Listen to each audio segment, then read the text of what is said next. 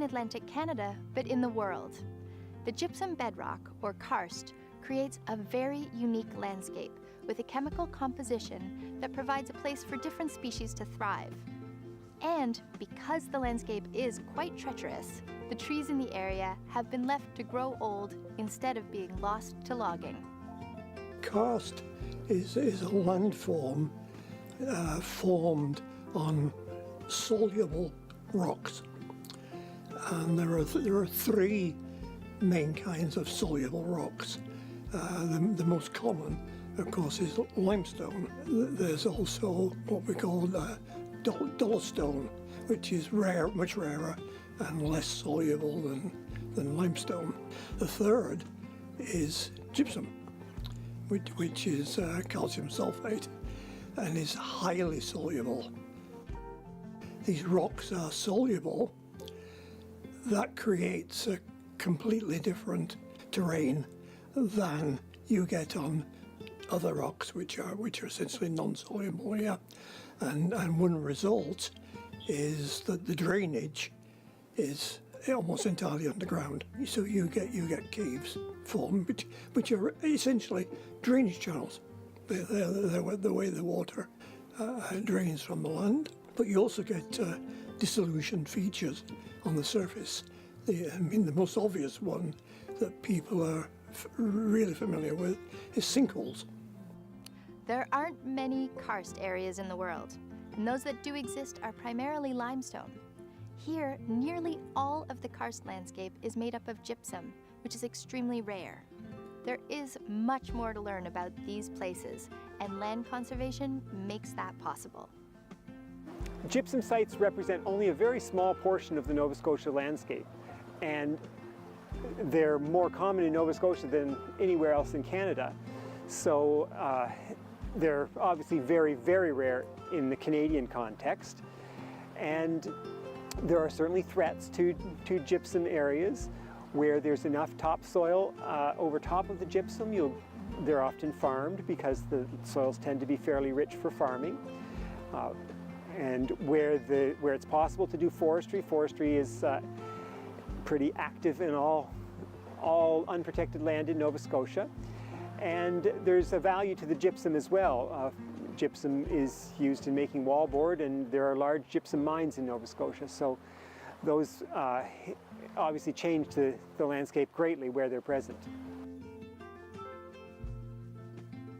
Gypsum exposed near the surface creates special environments because the water is draining through the gypsum and it's very dissolvable in water. And that water creates caves and sinkholes and cliffs. And we're unusual in having this fair amount of gypsum exposed in Nova Scotia in a moist climate. And we have some quite unique features as a result. These areas can be so rugged with the sinkholes that the forests have had very little harvesting history. They were too rugged to get horses in to log and too rugged to get trucks in to log. So there are some areas that have probably never been logged and have very, very old hemlocks and sugar maples and yellow birches on gypsum, and they're quite spectacular.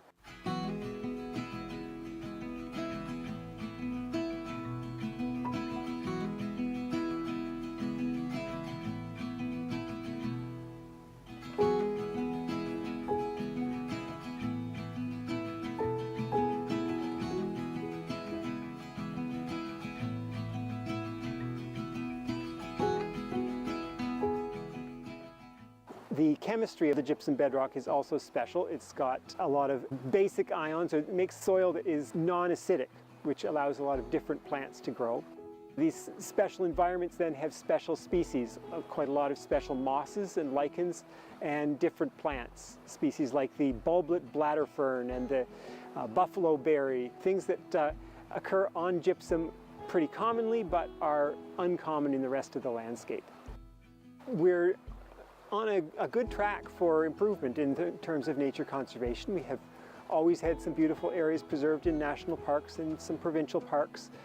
But in the last 10 to 20 years, we've really stepped things up, especially in Nova Scotia. Nova Scotia has done a great job provincially adding a lot of land to the protected areas portfolio for the province, and many of the non-governmental organizations like the Nature Trusts and Nature Conservancy of Canada have also done a lot of work preserving land in the Maritimes. Thanks to the Nova Scotia Nature Trust and its volunteers, this particular karst landscape has been protected forever, so that the unique plants, old-growth trees, and endangered animals can hopefully thrive. Thanks for watching, and we'll see you next time.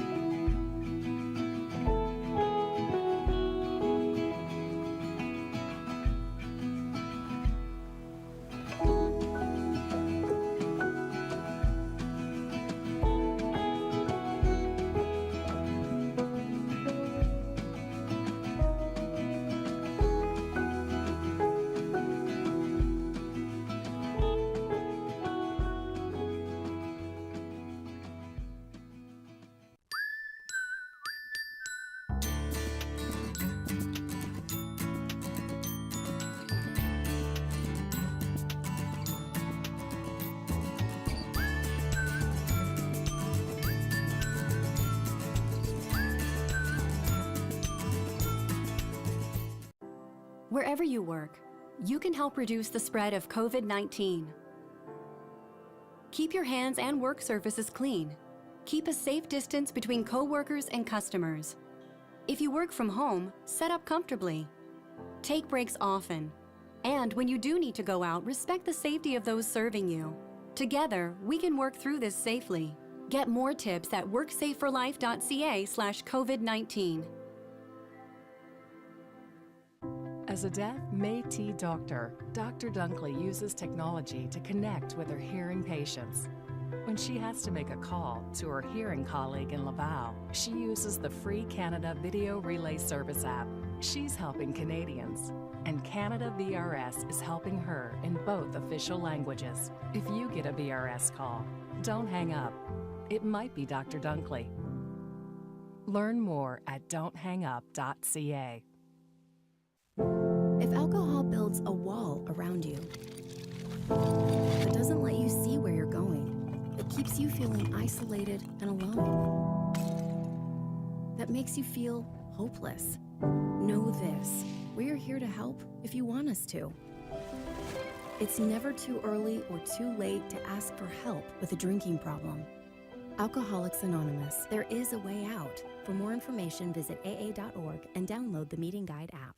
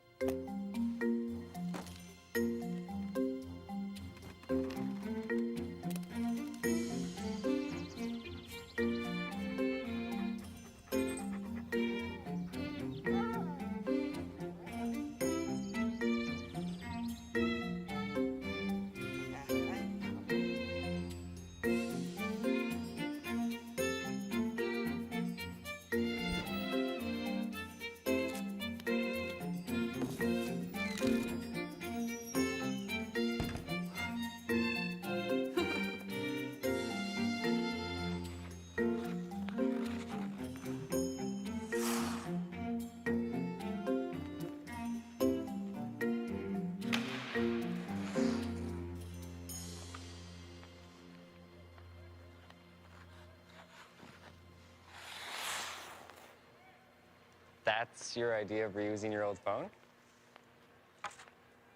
Try recycling the right way, man. Just go to recyclemycell.ca to find a nearby drop-off site. There are thousands across the country. It's simple, free, proceeds support all kinds of charitable groups in Canada.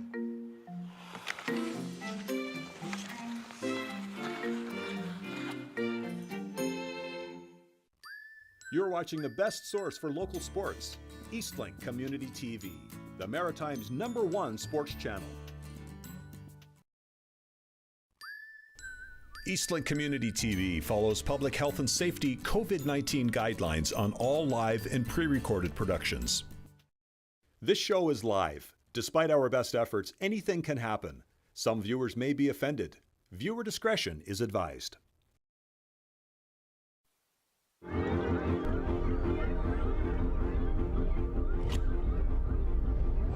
The following is a special live presentation of Eastlink Community TV in association with the Professional Women's Hockey Players Association and the Rath Eastlink Community Centre.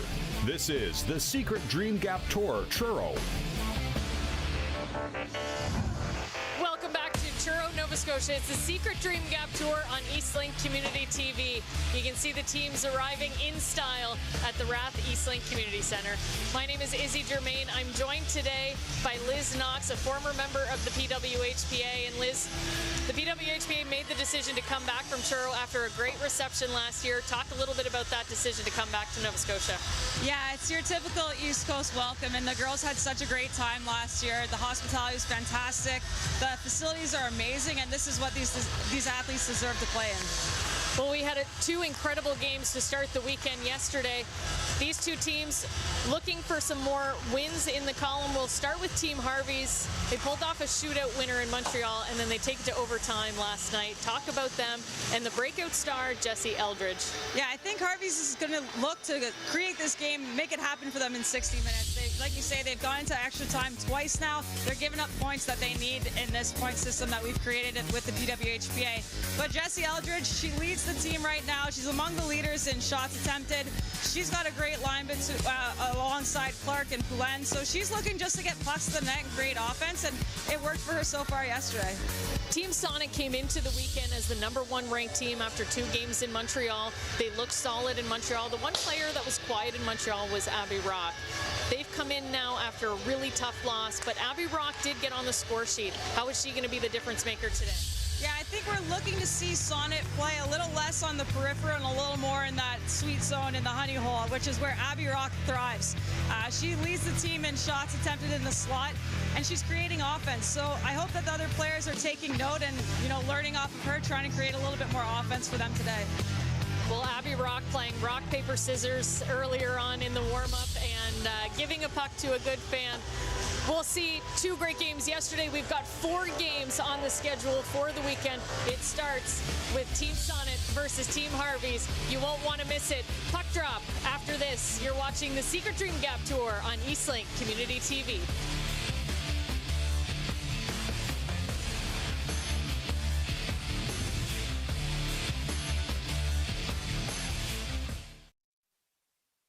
Figure skating's brightest stars, Kurt Browning, Elvis Stoico, and more, join in a special performance of Stars on Ice at the Rath Eastlink Community Centre in Truro, Sunday, December 4th. Tickets available now at ticketpro.ca.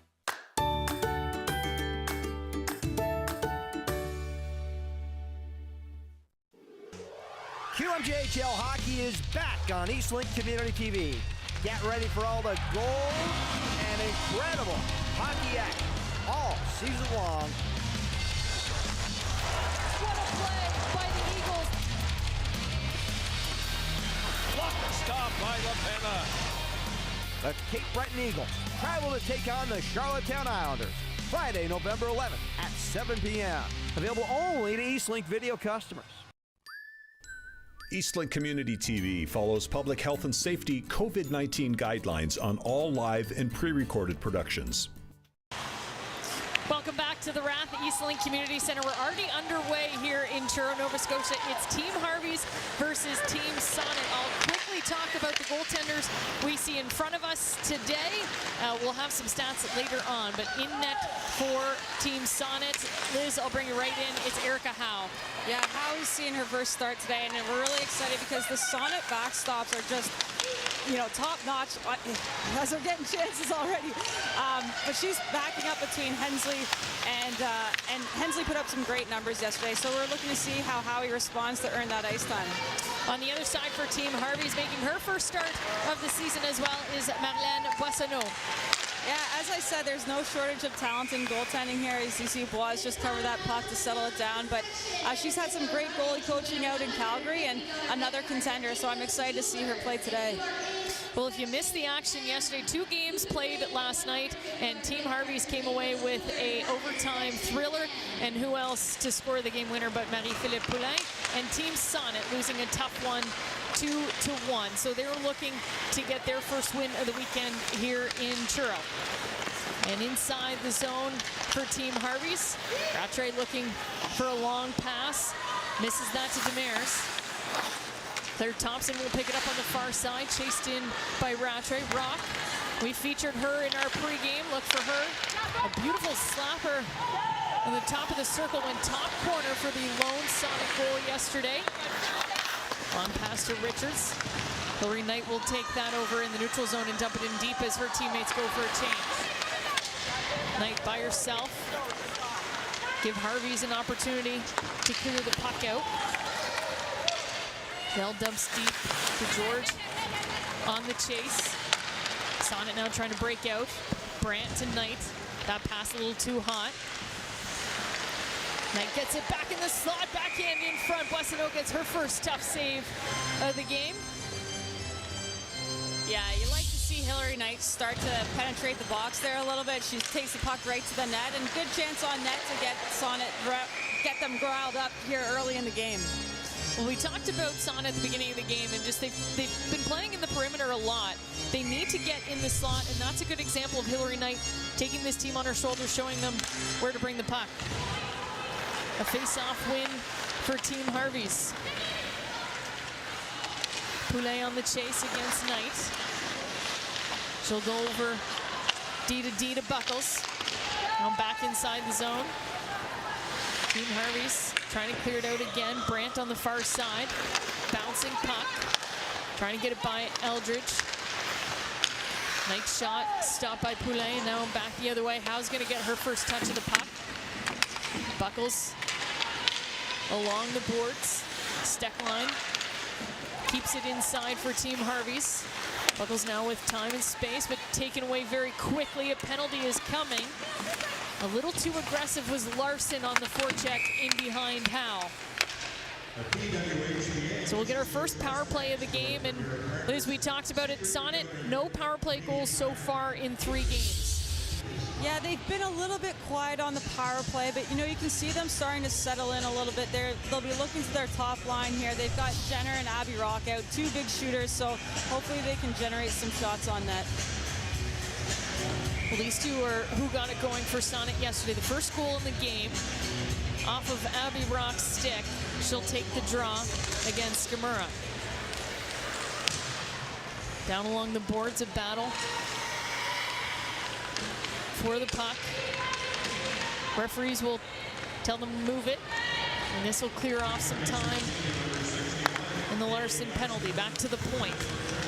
Ambrose trying to shove it down back along the wall. Rock is patiently looking for the puck. She'll find it now at the goal line. Pass in front, and then tipped all the way back. There, Thompson was trying to sneak in on the far side. Now Jenner regroups in the neutral zone. Over to Claire Thompson. Thompson to Ambrose. Back to Thompson at the top. She's got the lane to shoot. Right on Jenner's stick at the side of the net. Just couldn't fire it off. Back to the point. Ambrose. She's got Kogan in front. Good screen in front of Boissonneau.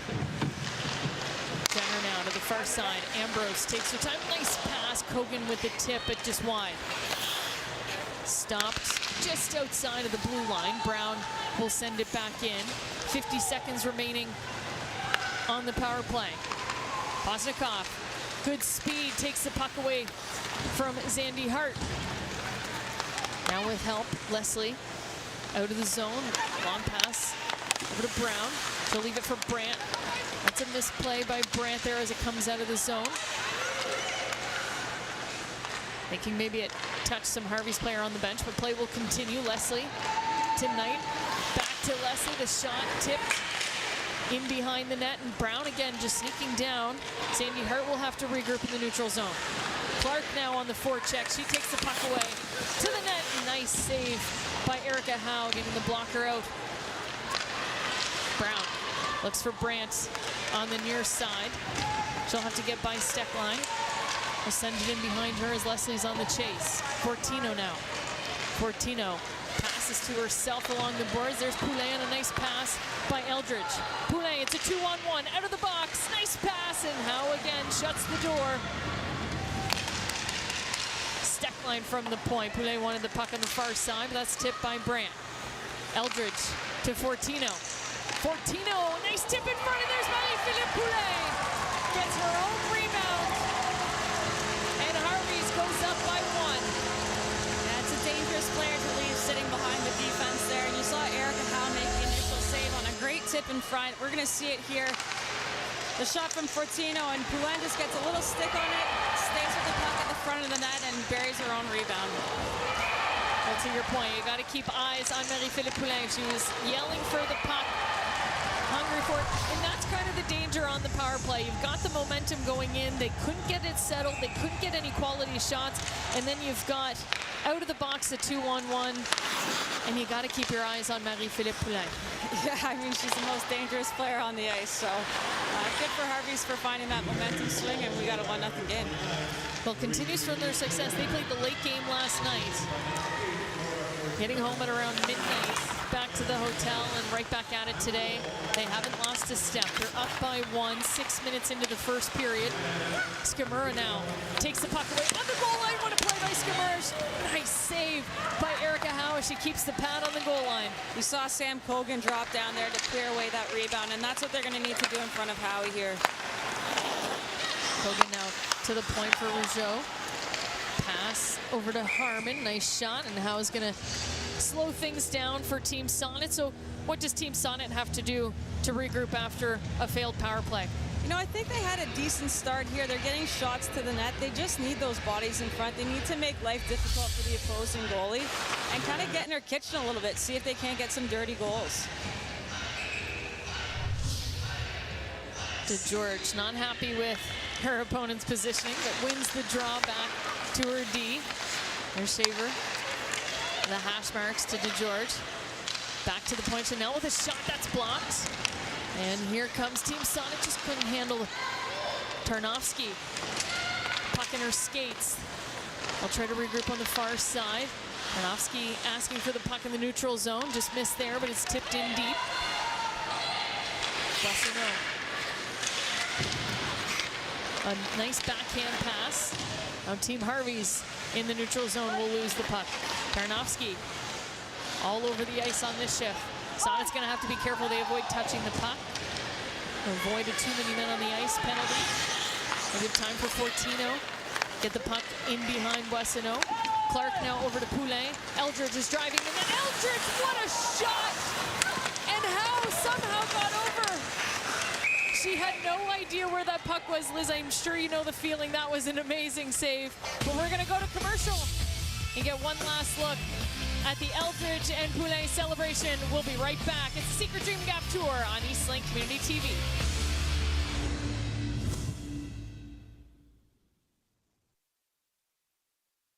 Figure skating's brightest stars, Kurt Browning, Elvis Stoico, and more, join in a special performance of Stars on Ice at the Rath Eastlink Community Centre in Truro, Sunday, December 4th. Tickets available now at ticketpro.ca.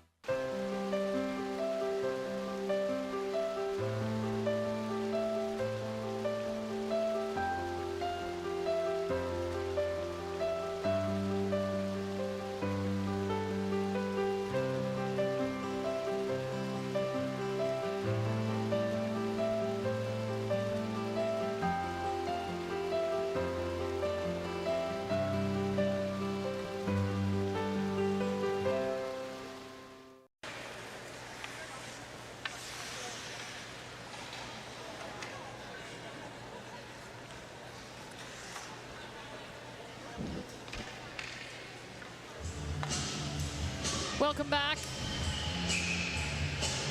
to the Rath Eastlink Community Centre. The Team Harvey's up 1-0. Marie-Philippe Poulin wins the draw back to Steck line. Her shot goes over top of Howe's shoulder. Here's Rock now for Team Sonnet inside the zone. Drop pass to Ambrose. Here's a good chance for Sonnet. Jenner in front waiting for that pass. Broken up by Fortino. Eldridge now going to try to clear that in. Pass Rock. Clark on the chase. She'll win the battle. Looking inside for Skamura. Couldn't handle the bouncing puck. Thompson now.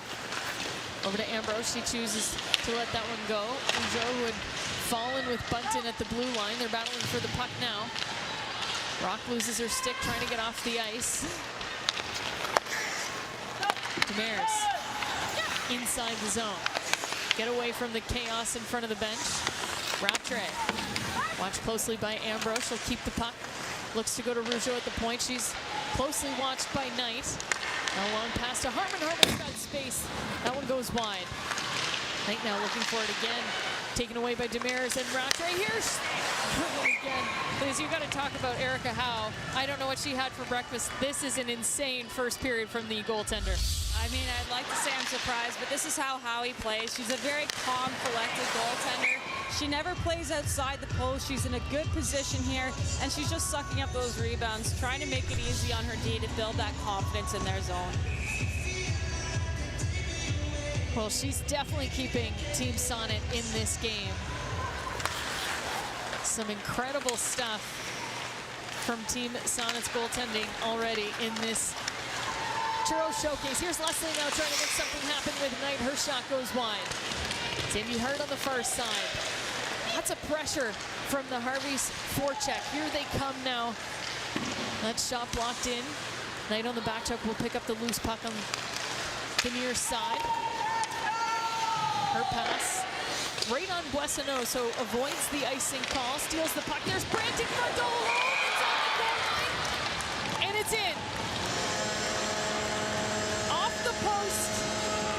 And it trickled over before coming back out. And that's an individual effort. That starts with the Hillary Knight back check.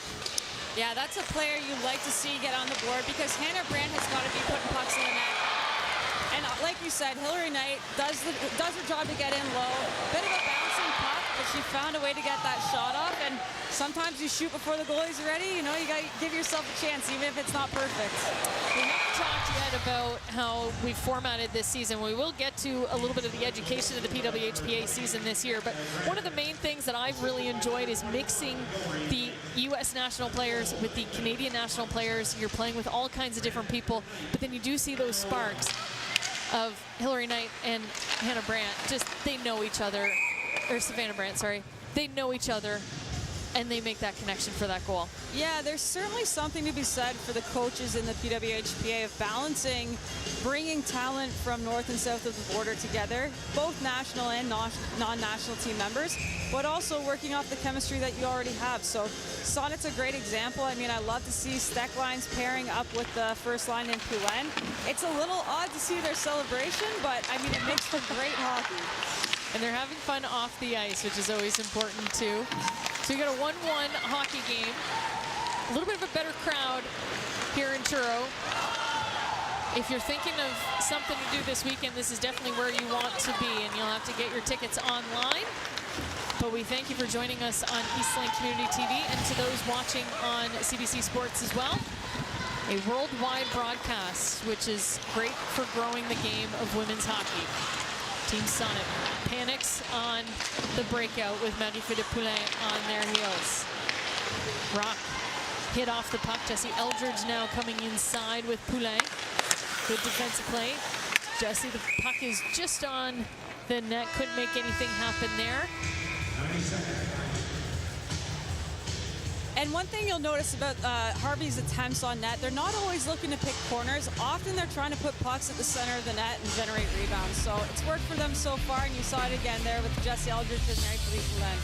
We're going to take a break. We'll be back with first period action after this.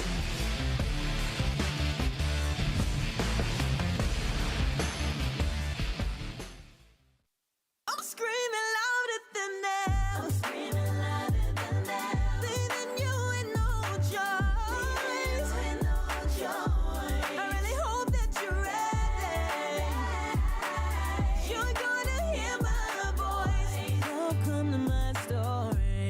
can build a bridge. Sunday at 8 p.m. on Eastlink Community TV. Black Films That Teach on Eastlink is sponsored by TD, working together for a more inclusive tomorrow. You fill up my senses, come fill me again.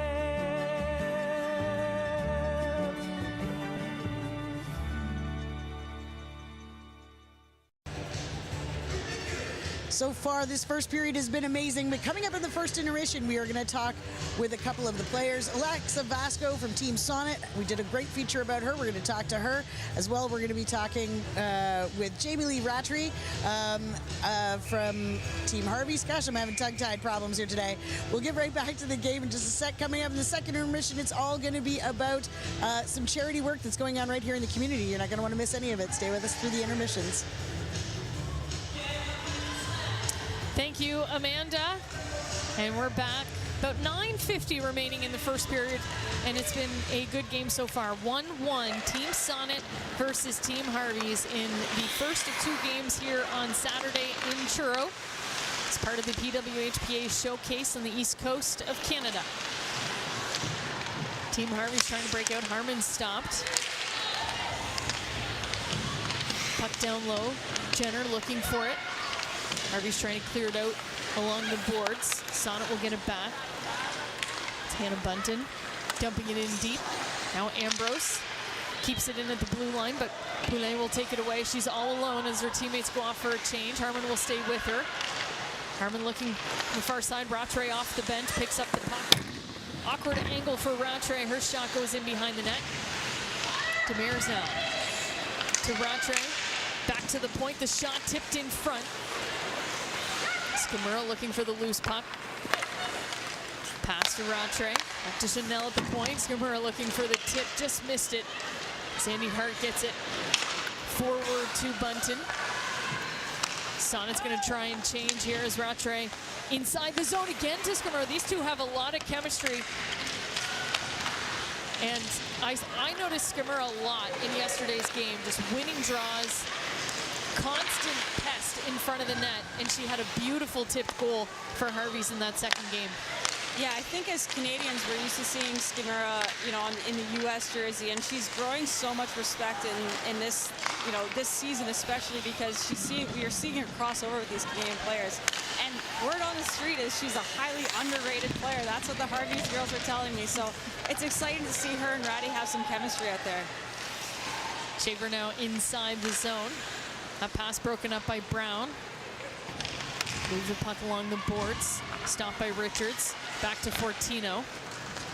Shaver just misses an awkward bounce off the boards there. Fortino will get it back in the neutral zone and try again with Shaver.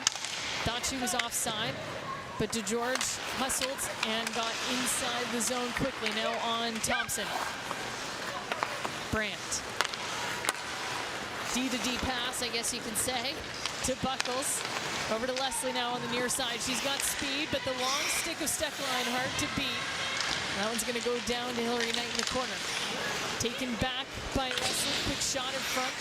Hillary Knight picks up the rebound. That one's floating around. Boissonneau doesn't know where it is. Now in the crease. And a hand pass is what's being called, as the girls look a little confused, but you can see a little bit of life coming into Team Sonnet. Yeah, tough to see from our angle, but if I'm Rebecca Leslie, I'm really happy with my first 13 minutes here. She's probably generated the most offense for Team Sonnet, and she's got line mates in Hillary Knight and Hannah Brandt, who we know can put the puck in the net. So I'm really pleased with her first half of this first period. I think what's so special too, we talk about the Olympians a lot, and that's a big storyline. Last year when this event was here, we didn't have any Olympians for the centralization, obviously. But you have someone like Rebecca Leslie, who's getting to play with one of the most decorated U.S. Olympians on the top line in the PWHPA. It must be really special for her. It's pretty cool, and you know what? I give a lot of credit to our non-national team members because they don't do this as their full-time job. They're finding time to work out. They're finding time to eat properly, get enough rest, and that's not an easy thing to do when you work a 40 to 60-hour work week. Here's Leslie with a chance in front. Loose puck. Boissonneau clears that out. Thompson at the blue line to Sandy Hart. She'll send it in behind, looking for Hillary Knight. Knight on the chase. Down to Leslie. Leslie trying to center the pass to Brandt. Was tipped out in front by Fortino. Steckline now. Reverse pass to Fortino. Breakout attempt. Picked up by Clark. Clark's going to clear it in on Erica Howe. She'll play the puck as Harvey's goes off for a change. George running into some trouble there as Poznikov chooses to go back in her zone, regroup in the neutral zone. Broken up by Team Sonnet. Sonnet now inside the zone. There's Alexa Vasco. We haven't said her name yet, but we will talk about her. The only rookie in the league right now in top 5 scoring. Had an explosive first weekend in Montreal. And we'll take this time, I guess, before we forget, to wish her grandfather a happy 81st birthday that he celebrated yesterday. Yes, I think it was Andy was his name. So if you're watching, Andy, we're thinking of you. Happy birthday. Hopefully, Alexa can get her grandfather another Sonic goal here in the first period. 5:22 remaining. Janelle back to her D partner. Nice skate move there for Greco. A battle in the corner. Sonnet comes away with it. Brown with a big shot, the rebound. And moved away. Almost looked as if Team Harvey's was going to shoot the puck into their net, but it clears away. And they'll have to regroup in the neutral zone. Here's Rock. Centering pass for Jenner just behind. Thompson now with a shot from the point. That one clears the crease. Skimmer now down the ice. Here's Rattray. In behind the D. Jamie Lee Rattray with speed. Delays back to the point for Steckline. Her shot blocked by Hillary Knight. Steckline now from the point. Another shot. Skimmer went for the tip, but it went wide. Fortino. Pressured by Thompson. Thompson to Jenner. She'll win that battle. Now Thompson will pick that puck up in the air. She's got Knight with her. Thompson battling Rattray. Takes the shot. The rebound. Goes back to the point. Knight down to Brandt. Off the bench is Buckles. Or sorry, that's for Verena Braga. Brandt to Zandy Hart. She's got space. She's going to try and come in. That's stopped by Damaris. To George now battling along the boards. Knight will come over and help Leslie. D to D, and Zandy Hart sends it deep. Harvey's trying to clear it out. Some good pressure here by Team Sonnet. Knight battling Steckline in the corner. They both want a whistle. They won't get it. On the hash marks. And finally, a nice play to tip the puck off the glass, but Leslie throws it right back in as Harvey's tries to go for a change. Her line mate's also going for a line change, so Jesse Eldridge now with space. Harmon going for a long pass to George, was going for a change though, and here comes Sonnet. There's Vasco trying to find the puck. Cleared out into the corner. Now Kogan. Over to Buckles. To Brown. Brown avoiding the Emily Clark forecheck. Gets the puck in deep. Vasco now hits Harmon into the boards, but doesn't come away with the puck. That's Rougeau. To Clark. He's looking for Jesse Eldridge on the far side, trying to go in behind the Sonnet D. Buckles comes away with it. Now second attempt from Eldridge, and that puck is going to go into her bench. You're watching the 2022 Secret Dream Gap Tour on Eastlink in association with the Professional Women's Hockey Players Association. Proudly presented by the Rath Eastlink Community Centre in Truro. Home of Stars on Ice, coming Sunday, December 4th. Tickets available now.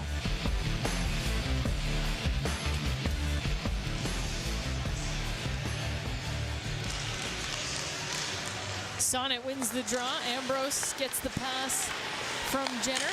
The shot hits the stick of Boissonneau and cleared out by Team Harvey's. A battle in the corner. Thompson with two Harvey's players. Rock will try to help out. Here comes Bunton. Backhands it in. On the chase now, Jenner comes away with the puck. Good forecheck there by Hannah Bunton. Here's the shot. Loose puck Bunton looking for it, and finally Boissonneau will cover it up. Yeah, in those scramble plays, you're seeing a lot of eyes looking down, which I understand we're drawn to the puck, but I'd like to see my defense with eyes up and taking bodies. You can see a lot of neutral zone action already. The puck is bouncing. I know the girls were talking about the ice maybe not as cold as it would be normally in November. 23 degrees right now in Truro, Nova Scotia, and just an unseasonably warm weekend, so battling with maybe a couple different elements in the arena today. Another face-off win by Team Harvey's. They cleared out. Kogan runs into the boards. Sorry, that was with Marina Braga. Brandt trying to help out on the far side. Demers gets the puck back from Rattray. Brandt now, nice evasive move, gets the pass to the near side for Leslie. She's got Knight going to the net. She'll shoot it in, hoping for a rebound, and it is loose in front, but below the goal line. Back to the point. Brown. Her shot blocked. Brandt will pick up the loose puck around the blue line. Pass intended for Knight. Skips over, but Brown able to keep it in. Buckles. The far side along the boards. Knight now in behind the net. Battle with Skimura. She'll clear the puck. Finds Buckles at the red line. And a lot of Team Sonnet pressure. A minute left in this first period. Yeah, they're going to be happy with their response from last night's game. I think they've got sustained pressure today and a little bit maybe of a rocky start in our own zone there for Team Sonnet, but they've recovered nicely here in the second half. That's what's great about having a goaltender like Erica Howe. She kept the minute when she needed to, and now we have a tie game. Here's a chance in front for them. Puck is loose. Boissonneau doesn't know where it is, but lays back down, and another chance for Abby Rock and Brianne Jenner. And this is another one. The chemistry is incredible with these two. Yeah, good drive to the net. It was a good pickup on the D there. I think it was Savannah Harmon picking up that winger, driving the net hard, which was Abby Rock. And then you see Lauriane Rougeau coming in behind, just making sure that that puck doesn't squeak through. That's what you need from your D. 23 seconds remaining in the first period. Rock versus Poulet. Rock is going to win the draw. And they'll try one last chance. Sends the puck over to the far side. Poulet will pick it up. Just trying to kill time now. 15 seconds. If they're quick, they might get a shot on Howe. Here's some speed by Poulet. She wants that last shot. There it is, just at the side of the net. Thompson now will have to be careful as she goes in front of her goaltender. And that'll do it for the first period. Liz, your thoughts on the first period? You know, a pretty even first 20 minutes here. We've seen a lot of back and forth. Both goaltenders look comfortable, calm. You know, they're generating offense. Of course, this is the Poulin goal. She makes no mistake. She drives the net hard, sneaks in behind her coverage there, and sticks with the puck. I mean, this is the stuff that you try to teach kids as they're growing up, not to overskate the play. And she just, you know, she's a textbook player right there. She shows us again. Follow your puck. First period in the books. It's 1-1. Team Sonnet, Team Harvey's. You're watching the Secret Dream Gap Tour on Eastlink Community TV.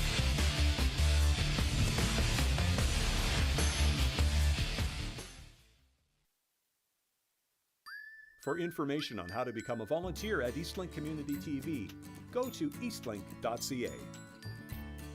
Figure skating's brightest stars, Kurt Browning, Elvis Stoico, and more, join in a special performance of Stars on Ice at the Rath Eastlink Community Centre in Truro, Sunday, December 4th. Tickets available now at ticketpro.ca.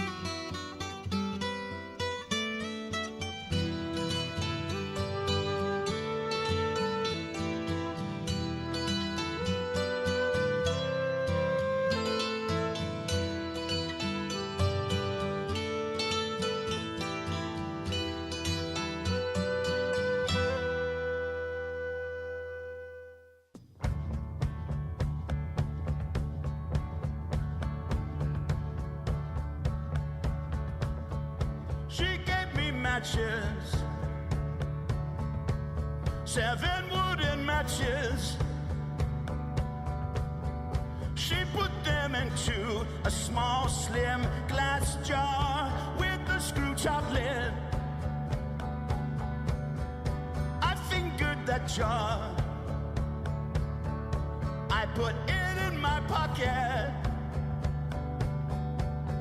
She said, can't go into the woods without them. I smiled at her and left.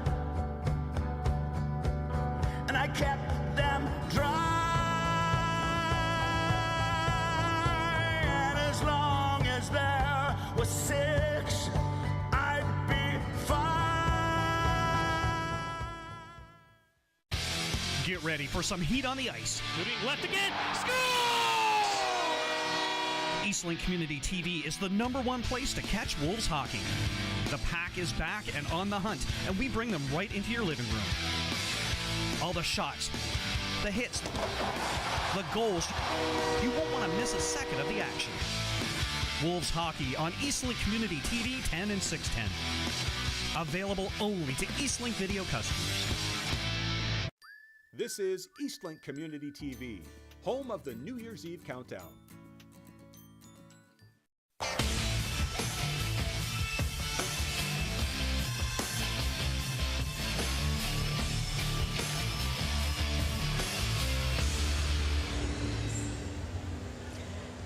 We had a fantastic first period here at the Rath Eastlink Centre as the Secret Dream Gap Tour continues here on Eastlink Community TV. It's 1-1 after the first period, and I've got Jamie Lee Rattray, Rattray. I'm so sorry. Down on the bench, we're going to talk a little bit about that first period. You had an amazing first period. No goals from your line, but your line just got so many great quality chances. Talk a little bit about the speed and the opportunities you guys were generating out there today. Yeah, I mean, I've got some pretty fast line mates out there, and they're relentless, and I think we're creating a lot of turnovers just from hard work, and I think, yesterday we were kind of filling each other out, and today we're starting to click, so it's kind of fun when you finally get going like that, and I've had a lot of fun playing with those two. Now, we were chatting just before we came on here during the break. You felt better today than you did last night. Talk a little bit about that. That seems almost counterintuitive after all the travel you guys did. Yeah, I don't know. I think, too, just getting into rhythm, right? When we haven't played in a couple weeks, so just getting into a rhythm with the girls, and it's like anything. The more reps you get at it, the better you do. So I'm just feeling really good today and had a good night's sleep, so ready to go. Now, you guys had a fantastic game last night as well. You got an overtime win. Talk a little bit about last night's game and what that first initial win did for you guys morale-wise for the rest of the weekend. Yeah, I think it was a good character win. We had, goals from kind of everywhere, and we kind of grinded it out there. And like I said before, I just give it to 29, and, she makes magic happen all the time. So I had money on her for scoring, and she came through. So what a great team win to start off the weekend, and we're hoping to bring another one home today. All right, well, thank you very much, and good luck with the rest of this period, or the rest of this game. Awesome. Thank you very much. All right. We'll be coming right back in just a little while. We've got a great feature with Alex Vasco coming up. Stay with us. You're watching the Secret Dream Gap Tour on Eastlink Community TV.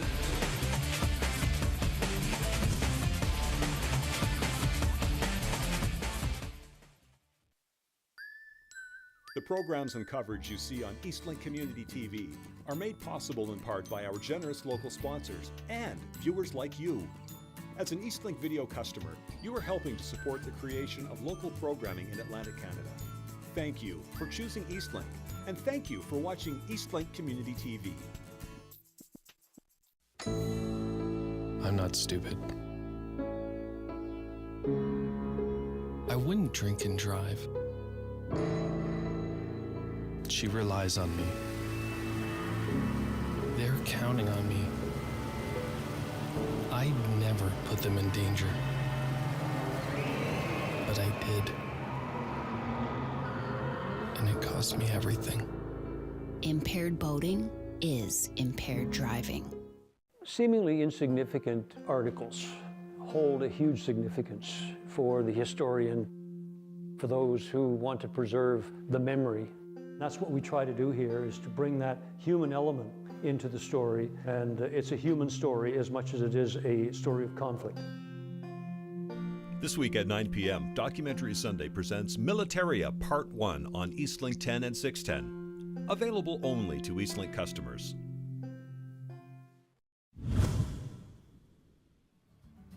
There are many staircases like this throughout the park to help prevent erosion. This one, Jacob's Ladder, is perhaps the most iconic. It was built in 1906. It's actually a really fun place to come and take photos. And if you're a kid or kid at heart, you can take a challenge of trying to run up those steps. And I'm a kid at heart.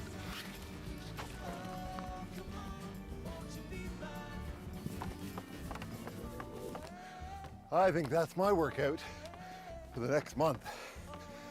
Walkabout takes you on the unique trails across Nova Scotia on Eastlink Community TV. Figure skating's brightest stars, Kurt Browning, Elvis Stoico, and more, join in a special performance of Stars on Ice at the Rath Eastlink Community Centre in Truro, Sunday, December 4th. Tickets available now at ticketpro.ca. Sunshine Coast Blues Hockey is sponsored by McDonald's in Sechelt. Join hosts Brady Lynn and Steve Partridge for all the action on Sunshine Coast Blues Hockey. Watch Sunshine Coast Blues Hockey live Sundays at 5:30 p.m. for BC viewers on Eastlink Community TV, Channel 610. Available only to Eastlink video customers.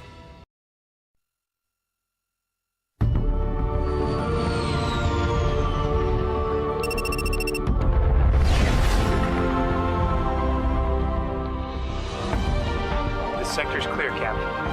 Seems that way. But they're here. We have an intruder. 30 meters. 20 meters. 12. 8. 5.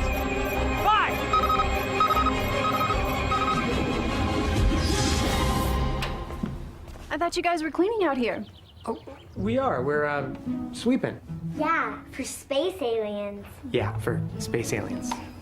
Well, good luck with that. Imagine what a little time can do for your family. I think our work is done. From the Church of Jesus Christ of Latter-day Saints. This is Eastlink Community TV, home of the New Year's Eve countdown.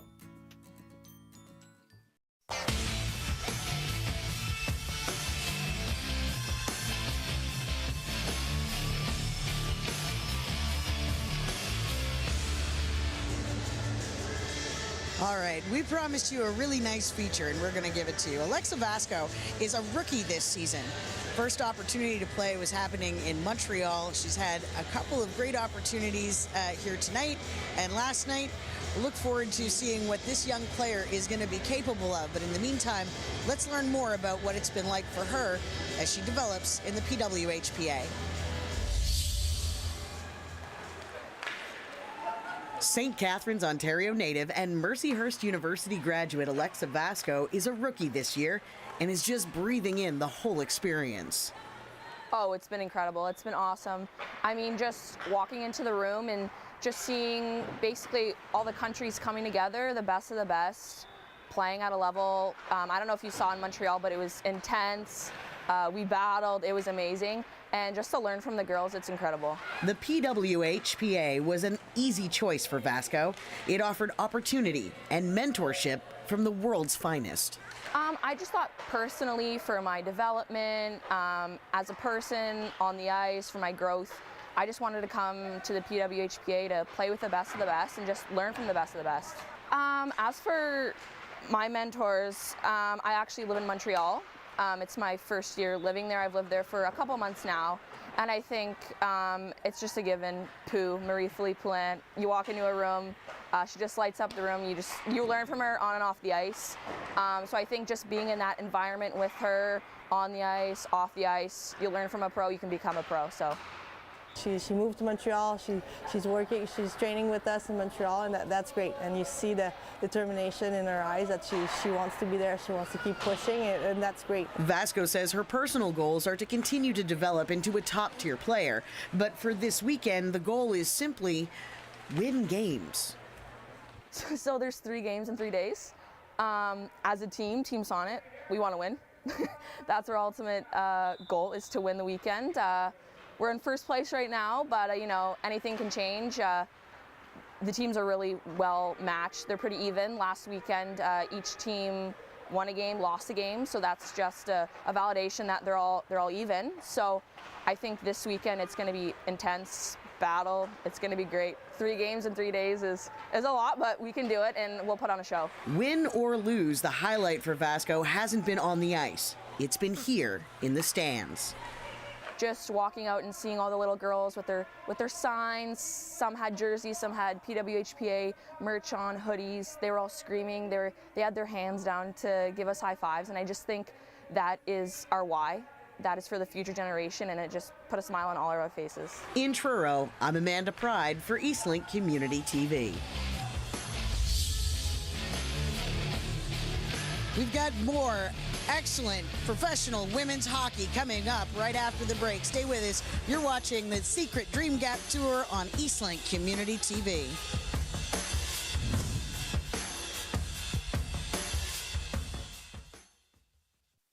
For on-air sponsorship opportunities on Eastlink Community TV, please email eastlinkTVads@eastlink.ca.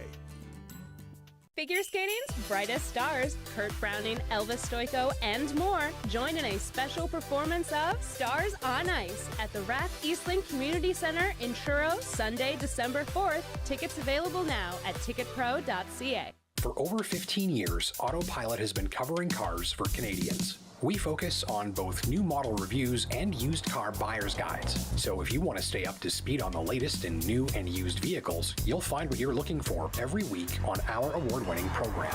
I'm Canadian motoring journalist Justin Pritchard, and I'll be your guide. Catch Autopilot on Thursdays at 8 p.m. on Eastlink Community TV 10 and 610, only available to Eastlink Video customers.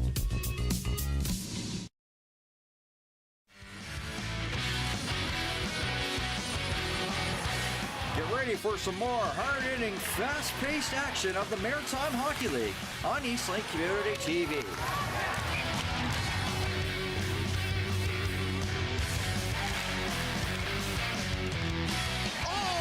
Saturday, November 12th, Campbellton versus Summerside at 7 p.m. Available only to Eastlink Video customers.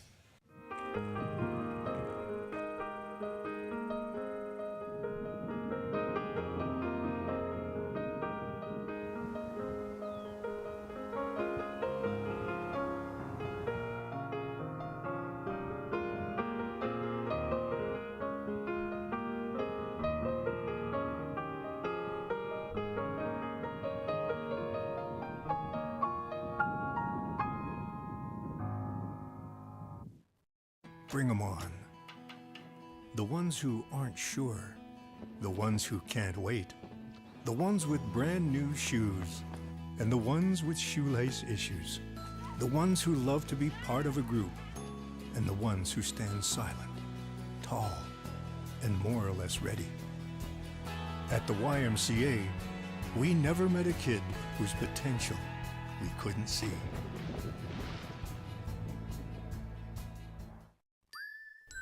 Eastlink Community TV follows public health and safety COVID-19 guidelines on all live and pre-recorded productions.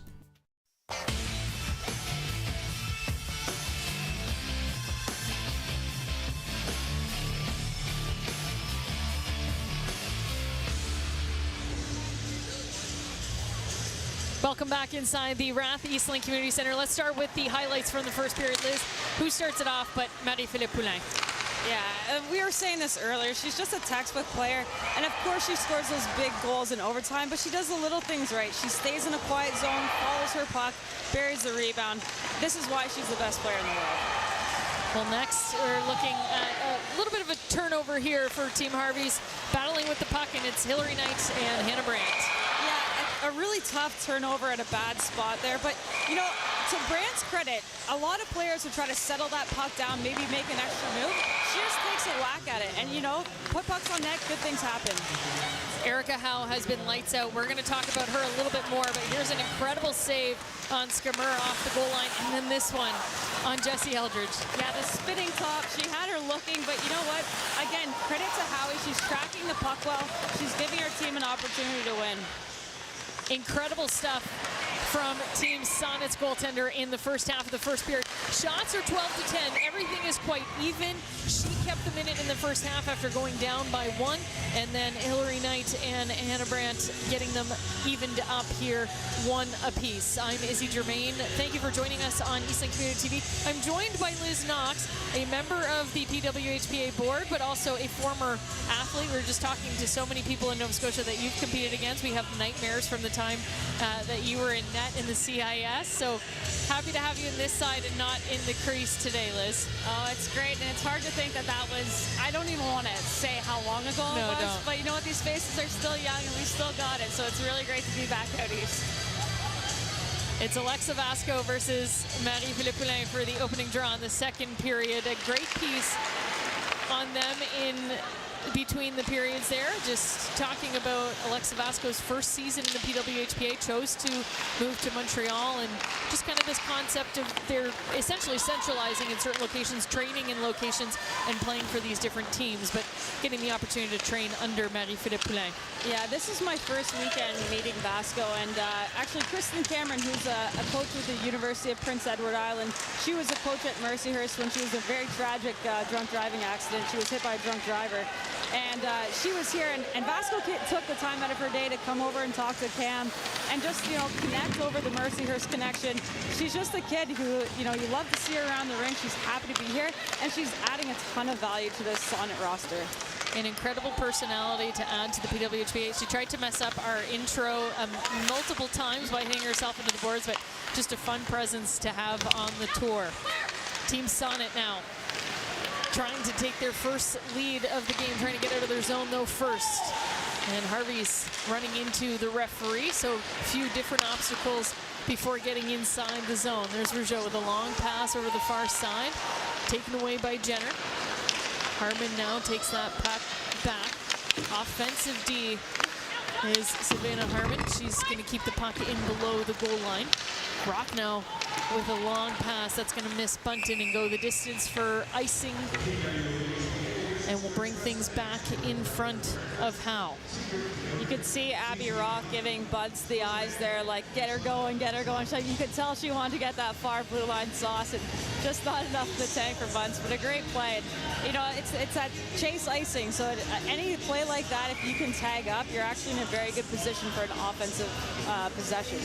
I love the addition of two things with icing that we've done in the last decade of hockey, is just removing that change, giving the other team an advantage, but I love the chase icing call as well. Makes it a little bit more creative for teams in those instances.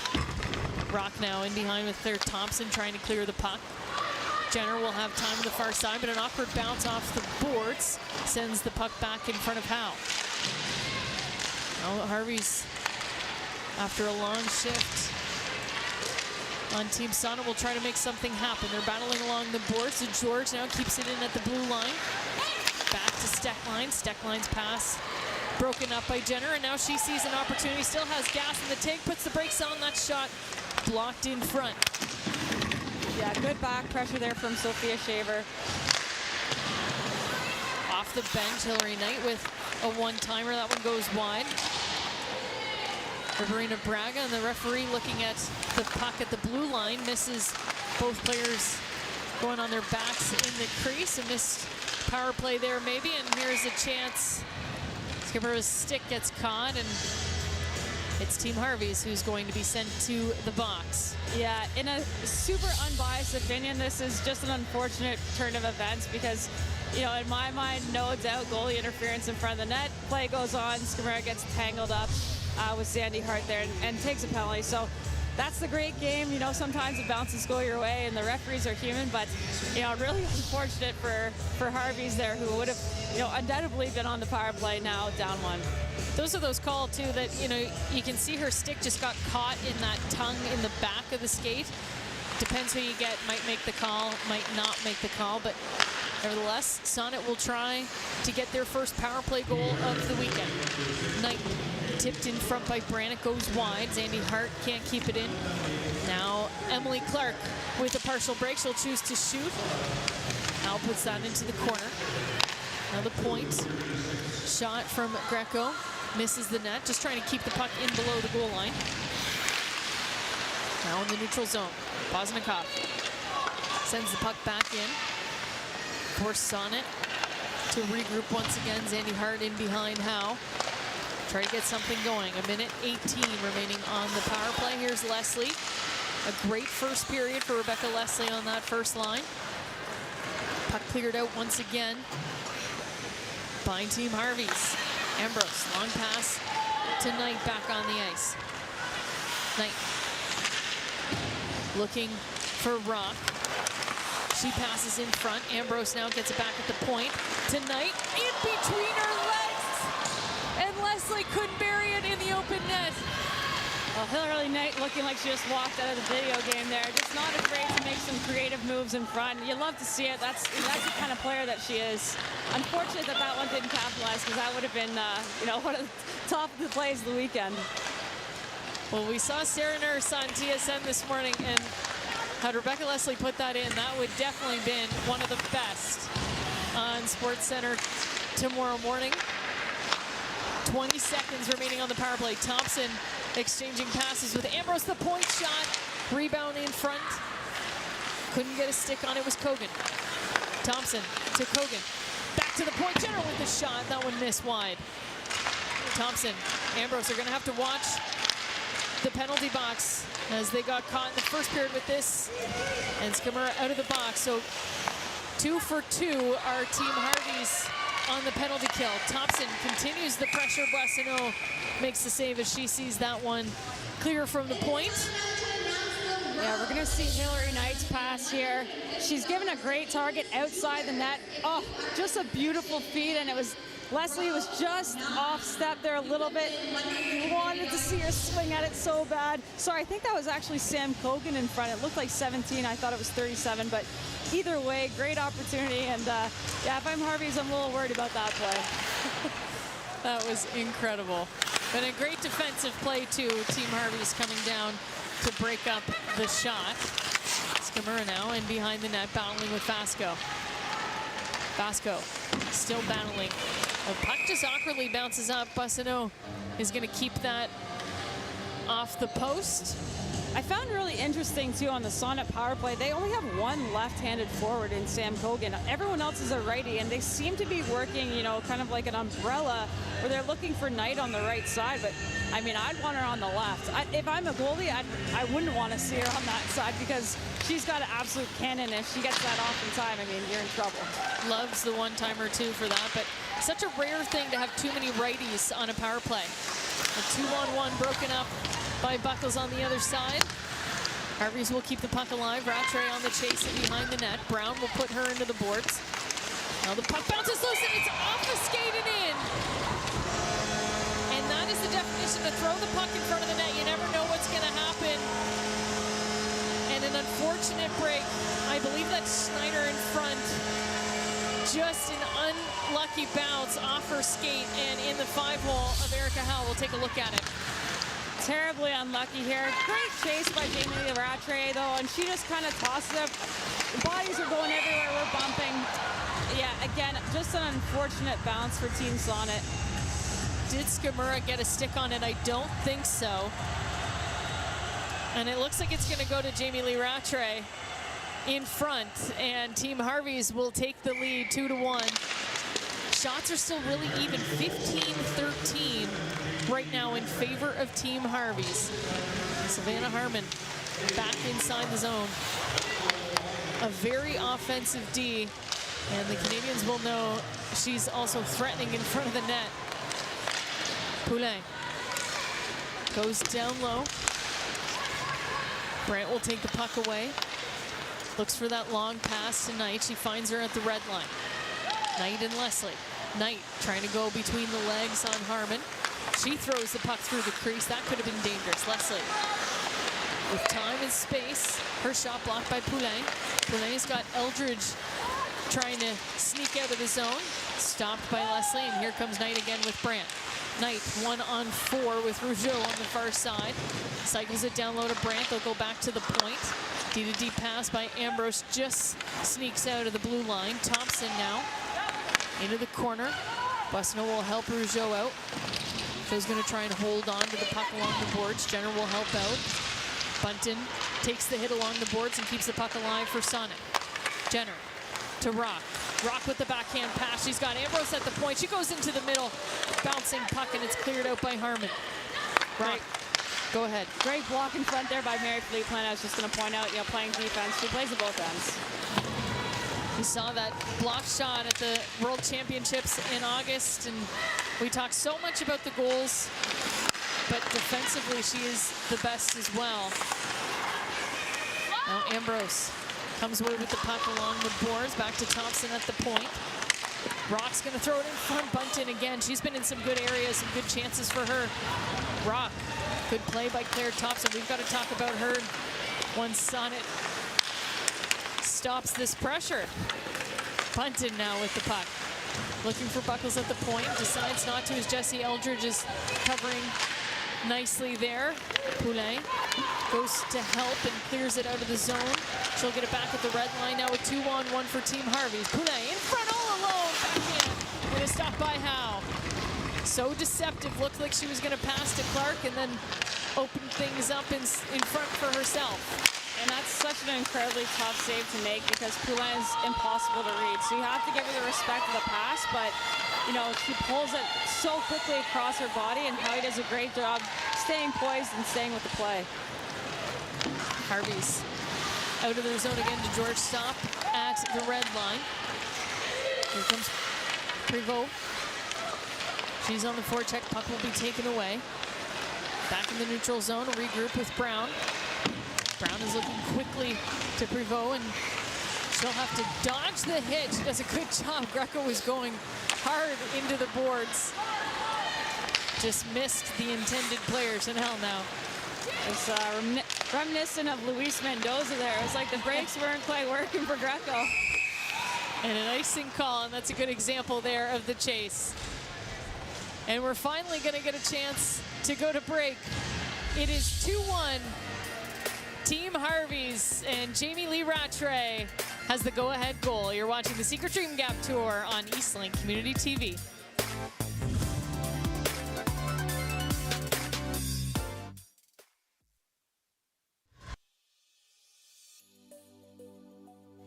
I do this work because I do think it's very important to keep heritage and culture alive. A lot of people kind of don't realize the power. All right, sorry about that, guys. The in-house alarm didn't go off for our TV timeout, so we'll cut that short, and we're back in action now. Here's a shot from the point. Nice little move, Bussino there to make the save. For Marina Braga, her shot blocked in front to George, to Greco. Regroup in the neutral zone. They're going to clear it, and they need a change. 10:42 remaining in the second period. Sonnet's going to clear it out. That's going to be an icing call. And we'll go down in front of the Team Sonnet bench. Sorry, goaltender.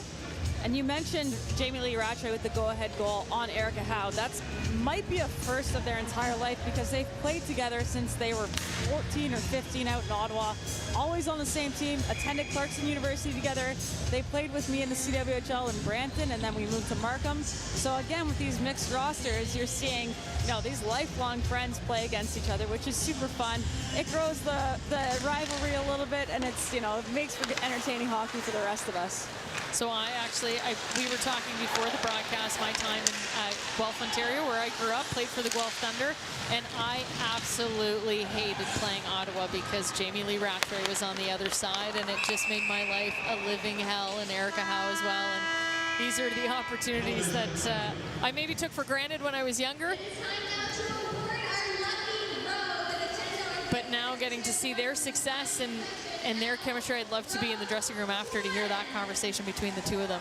Oh, I'm sure there'll be some chirps flying. They're pretty good at getting underneath each other's skin, and they're the best of friends, so I can only imagine when the jerseys are different colors. I want to talk about Jamie Lee a little bit. We had her in Nova Scotia this summer with the Jill Sonnet Foundation. She came a part of our golf tournament, but she's someone that the Team Canada has used as this 13th forward. She's taken that role so incredibly well. Talk about her impact with that team, the Olympic team, the World Championship team, and how difficult that would be to be that 13th forward. I give Jamie Lee so much credit because this is attitude reflects leadership. She goes on the ice and she does her job, whether she gets 30 seconds of ice time or 13 minutes. And, you know, in my humble opinion, it should be closer to the 13-minute mark. I don't think she sees nearly enough ice time with the national team. Every time she's on the ice, she's generating chances offensively. She's responsible defensively. She stays out of the box. To me, she does it all. But, you know, she's filling that role of the 13th forward. And when you get down to the final 25 best players in the country, everyone needs to fill a role. I'm just so proud of her to have leaned into that role, taken ownership of it. She does it with a tremendous amount of pride. All right, we're going to throw down to Amanda. She's in the crowd with some fans. Thank you so much. We are. I'm here with some very excited young fans. And by the way, it's my friend Rory's birthday. We've been hanging out. Happy birthday to Rory. And congratulations to these great young hockey players from the Sobeys Stars. The U13 team are here, and they are cheering for who again? Harvey! Team Harvey, right? We're having a good time. Back to you guys. Thanks, Amanda. A lot of fans for Team Harvey's, of course, with Captain Clutch on their team. And we'll try to showcase a few more athletes there and just their incredible success stories off the ice as well as on the ice. As Team Harvey's inside the Sonnet zone. It's been a theme the last few minutes of this one. Here's a chance in front for Clark. Jesse Eldridge, that hits the crossbar. Eldridge smiling as she backchecks. She's got a lot of family in attendance. Her grandparents here, aunts and uncles. Her father just flew in this morning. I'm sure she'll want to get a goal today, as she did yesterday. Claire Thompson with her best World Junior impersonation there, pulling the puck off the line. And Claire's in an incredibly unique position. She's actually attending NYU right now for medical school. She practices with the men's club team and saves at her end, saves off the ice. An incredible player that we're very lucky and very proud to have with the PA. As if being on the national team wasn't enough or enough success for her. And best of luck to Claire Thompson and all her successes with her medical degree. And hopefully we get to see a lot of Claire Thompson. Not sure what her schedule will look like this season with her studies. But another incredible storyline for the young Team Canada athlete. Here's Rattray in front, the rebound perfectly placed there in front, but nobody to get it. Skimura keeps it inside. Rattray on her backhand, takes the shot. That's an easy save for Howe in front. And we're going to see that play by Claire Thompson, just pulling the puck off the line here. See, puck cycles down low. Team Harvey's does a great job pulling it out. Just an incredible shot. I mean, you could just see Jessie Eldridge licking her lips there. And maybe a little premature celebration, but great defensive responsibility and Team Sonnet's blue paint. Difficult not to try to celebrate that. Obviously assume the puck was in behind now, but quickly puts her arm down and chuckles back in the back check. Yeah, you can see Kristen Richards there, a fan favorite of the referees, just going over to sweet talk, see if they made sure that was out, but shaking her head, no, unfortunately that one stayed out. We've got the video replay, thankfully. And Team Harvey's will try to go up by 2. They really want it, and they've been hungry the last few minutes in this second period. We thank you for joining us on Eastlink Community TV or wherever you might be watching the Secret Dream Gap Tour, the second stop at the PWHPA Showcase. And a shot from the point by Fortino, hits a few bodies. And Howe will cover up. Face off to her right coming up.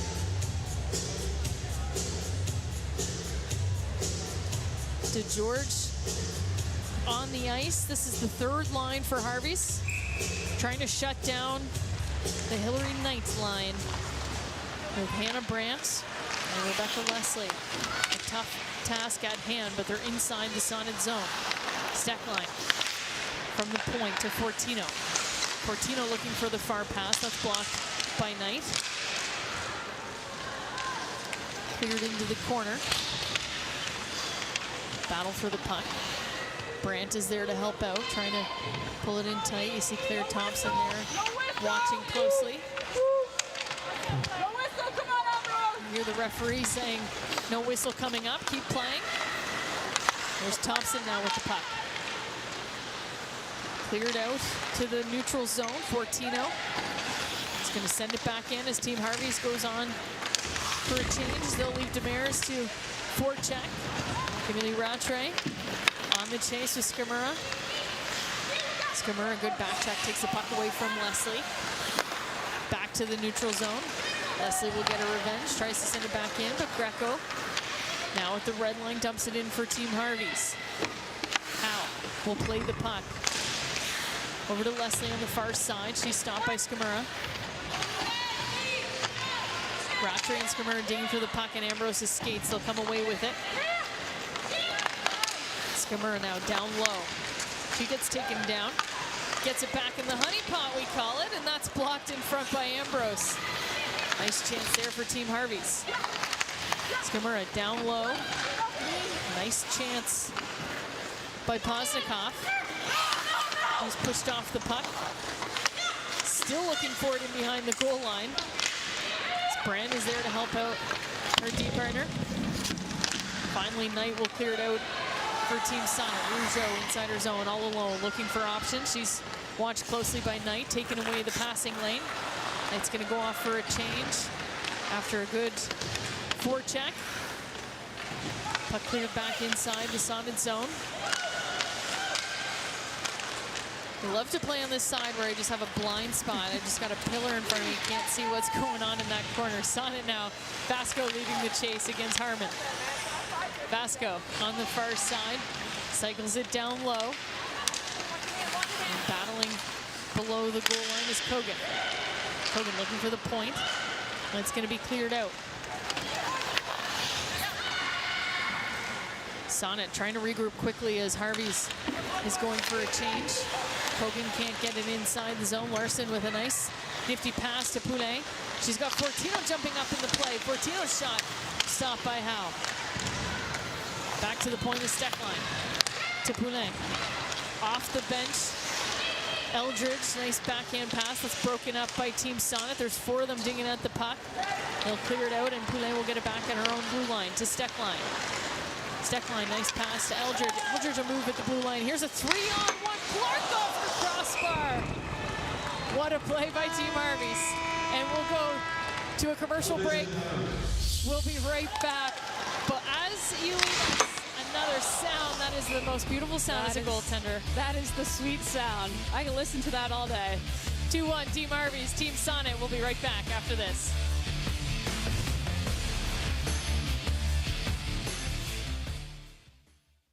Fish On, proudly supported by Albert's Sports and Workwear. I'm Paul Etier, host of Fish On Eastlink Community TV. Join us for another exciting season of fishing across Northern Ontario. We've ventured across the new lakes and new areas to hopefully bring you what you're looking for in walleye fishing across Northern Ontario. Look at that fish. Oh my Lord, that's the biggest pickerel I ever caught. Fish On, Saturdays at 6:30 p.m. Available only to Eastlink Video customers. Figure skating's brightest stars, Kurt Browning, Elvis Stoico, and more, join in a special performance of Stars on Ice at the Rath Eastlink Community Centre in Truro, Sunday, December 4th. Tickets available now at ticketpro.ca.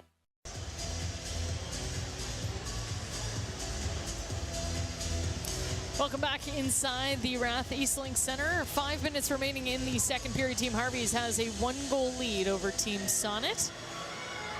And Liz, we've got one more game tonight. We've got Team Adidas and Team Scotiabank warming up in behind the benches there. And it's a really important game tonight for what reason? I mean, this is the East Coast battle of Blair Turnbull and Jill Sonnet. And it doesn't get much better than that. To see them play against each other will be so exciting. And I know that Truro's going to show up for them. I hope it's as loud as we saw the finals last year. I was watching that game back, just getting ready for this weekend, and we had an almost capacity crowd for that championship game. Scotiabank winning in a shootout. As Sonnet puts some pressure on, the puck's in the crease, cleared out by Emily Clark. So we hope the crowd shows up tonight. 7 p.m. is our next game. Team Adidas versus Team Scotiabank. Jill Saunier versus Blair Turnbull, otherwise known as in Nova Scotia today. This Team Sonnet will try to get back in the offensive zone. They spent a lot of time in their zone this period. Shots are starting to spread out a little bit. 21-15 in favor of Team Harvey's. Steckline to Skamura at the point. Her shots blocked. Almost picked up by Demers, but Skamura now below the goal line. She's put into the boards by Brown. Skamura still with the puck. Rattray is going to go help out, but Claire Thompson's going to pin her to the boards. Brock now. 3 Sonnet players trying to help out below the goal line. They'll finally get it out to Jenner. Jenner takes her time in the neutral zone, but loses track. Here's Jamie Lee Rattray on her break. She goes 5-0 in. Jamie Lee Rattray has been buzzing all period long after our intermission interview, and she gets the 3rd Team Harvey's goal. Yeah, what a timely player highlight, because this is, a breakout performance right now for Jamie Lee Rattray in his second tour stop here. Forces the turnover, comes down, takes a shot, makes no mistake, looks 5-0. You see the little kick on the right leg there. And I think Howie's probably seen all of Jamie Lee Rattray's moves, so it's not an easy pressure position to be in to have that breakaway, but she made no mistake. Her second goal of the game on her friend Erica Howe. It's Jamie Lee Rattray who puts her team up by 2. What I like about Jamie, too, is she was given instruction in the few years that she didn't make the national team, and she went to work, and she's put incredible work in her skating, in her stick handling, in her positioning in the game, especially defensively, and she's just turned out to be this incredible player and athlete that Team Canada wanted her to be, but she took that challenge and that constructive criticism and really, really improved her game in the last 5-6 years. Yeah, did she ever. She got to work, and man, it's paying off for her. Laurie Knight with a quick shot. Blocker saved by Boissonneau.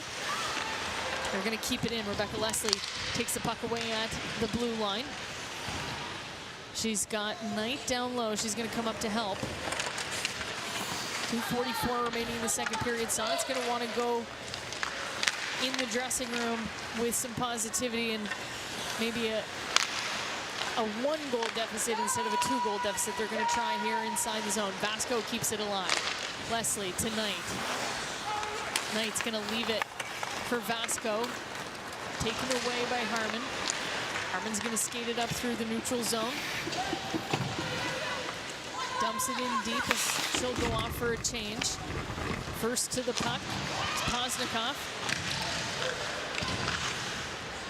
Along the boards. Still battling big hit there in the corner. That's Poznikov. Still looking for the puck as she's on her back. Gets up. Still has possession of it. Sonnet will try to come down the other way. Privo to the far side. Schneider. Steckline's going to stop her, but the pass to the blue line. Stopped by Thompson. Second attempt does make its way out. Zandy Hart now inside her zone to Thompson. Back to Rock. Here's a 2-on-1 for Jenner. That pass stopped by Steckline. Steckline, such a big presence on the ice. It's hard to get a puck by her. Yeah, she takes up a lot of ice, and she's got that big reach with her height and her stick, so taking away that passing lane is something that she excels at. And you see her just get that foot on that pass as they're trying to thread it between her stick and her feet. So patient, too. She doesn't show any inkling of being nervous or panicked about any situation. She's one cool cucumber, I tell ya. That she is, and she's battling in the corner now with Brianne Jenner. Kogan trying to help out. Fortino digging for the puck. Referees not wanting to blow this down. They're wanting to continue the play. Marie-Philippe Poulin will find the puck. We got the last minute of the second period. Emily Clark broken up by Brown at the blue line. Brown will get the puck back.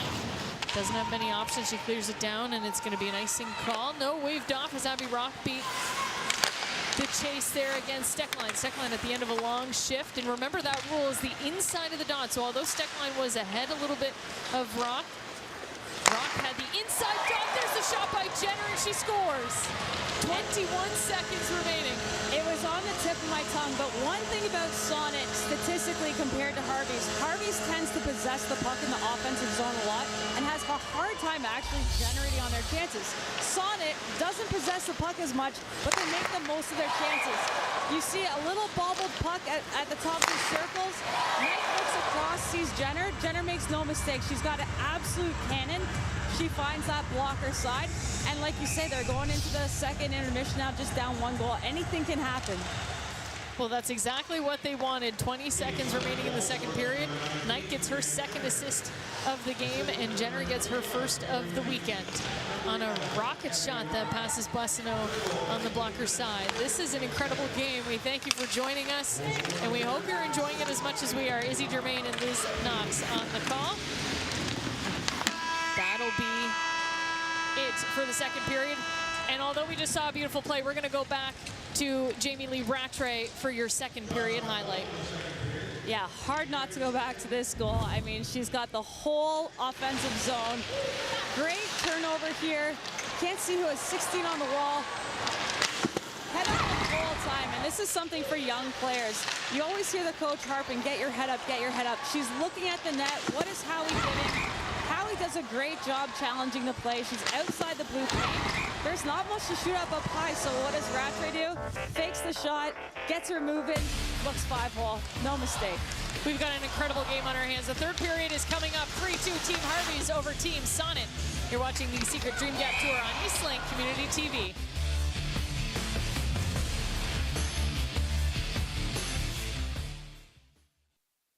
For information on how to become a volunteer at Eastlink Community TV, go to eastlink.ca.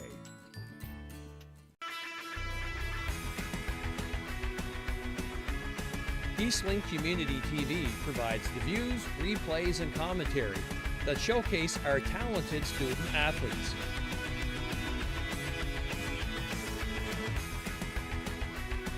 Check local listings for upcoming PEI School Athletic Association high school games on Eastlink Community TV 10 and 610, available only to Eastlink customers.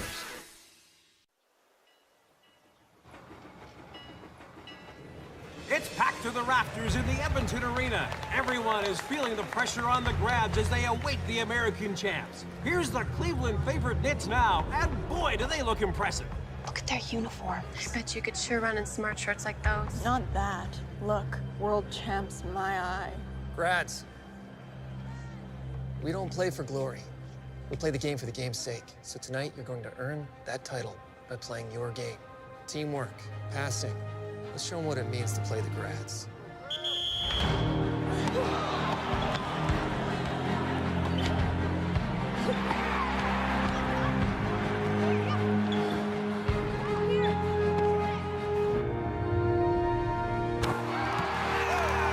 The Edmonton Grads were champions for 25 years. The record of 502 wins and only 20 losses is unmatched in all of sport.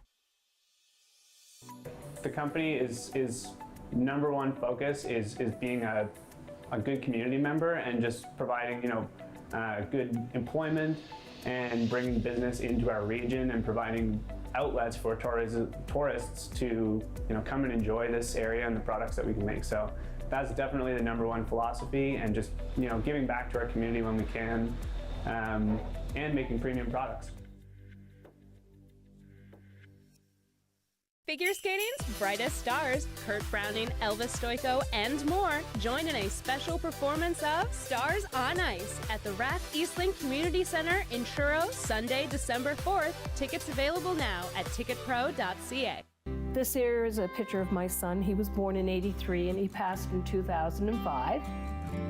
And this was a Christmas gift from his stepdad for me to have a tattoo of my son put on my leg forever. Oh, so this is my pride and joy. This is my son, Stephen.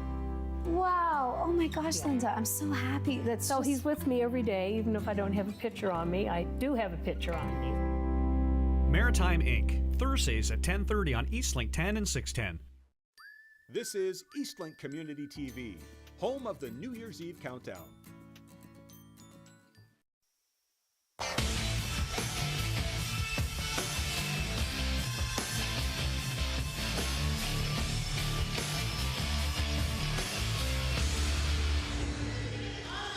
Welcome back to the Secret Dream Gap Tour, and I'm here now in the intermission with Hillary Knight from Team Sonnet. Now, Hillary, you had the first goal of the game for your team.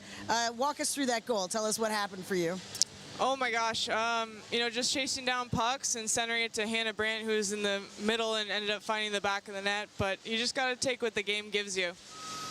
Now, the game didn't give you guys a whole lot in that second period. It seemed like Team Harvey's was getting all the wins. You guys really came back in that second part of the period, the last part of the period, right before the intermission, to get a goal. How important is that goal that you guys managed to get right at the end to push you through to the third period? Well, all goals are great, right? But I think it's a little sweeter when the other team has majority of the momentum for the period, and to pot a quick one there with 21.5 seconds going into the third is a pretty big momentum shift for us. So happy we got on the board, and we still have to dig our way out of this one. How do you maintain that momentum now going forward? What's the trick of it for the third period? I think it's just keeping the girls buzzing. We had an awesome start, great team game the first period, came out a little slow in the second, so really trying to return to that momentum that we had in the first period. And I'm really confident in the way that our team plays, and we play collectively together, so looking forward to a third period here.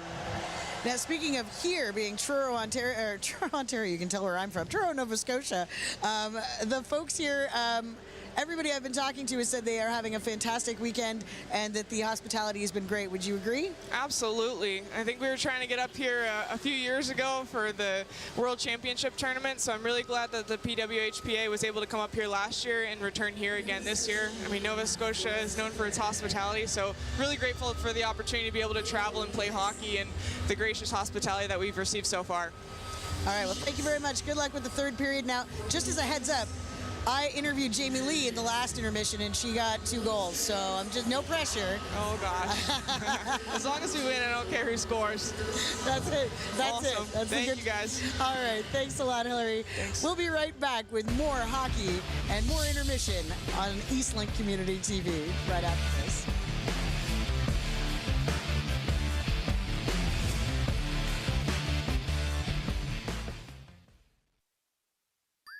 You're watching the best source for local sports, Eastlink Community TV, the Maritime's #1 sports channel. Nova Scotia High School Sports are proudly presented by University St. Anne. Eastlink Community TV presents SSNS High School Playoff action. Lead here to the end zone, and this time, caught for the touchdown. Semi-final action November 7th at 7 p.m. Visit eastlink.ca/local sports for our full schedule.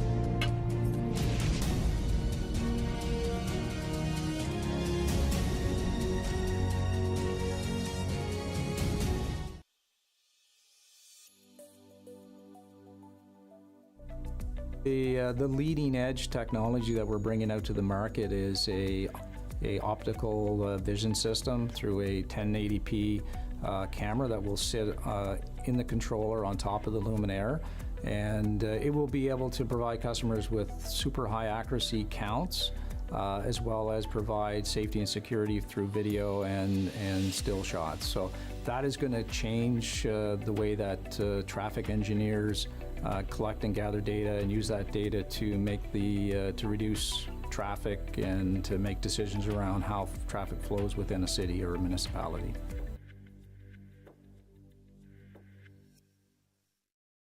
They fought and some died for their homeland. They fought and some died, now it's our land.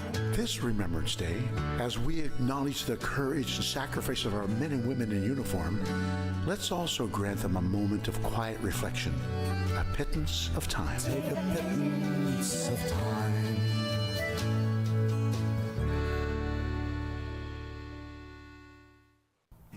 Hi, I'm Bonita from Bonita's Kitchen. Join me as I show you how to make some delicious Newfoundland favorites. I can just taste this lemon here now. My cheeks is actually just drawing in just for the thoughts of it. Oh my goodness. 2 thumbs up. Bonita's Kitchen, Tuesday at 12:30 on Eastlink Community TV, 10 and 610. Available only to Eastlink video customers. For on-air sponsorship opportunities on Eastlink Community TV, please email eastlinkTVads@eastlink.ca.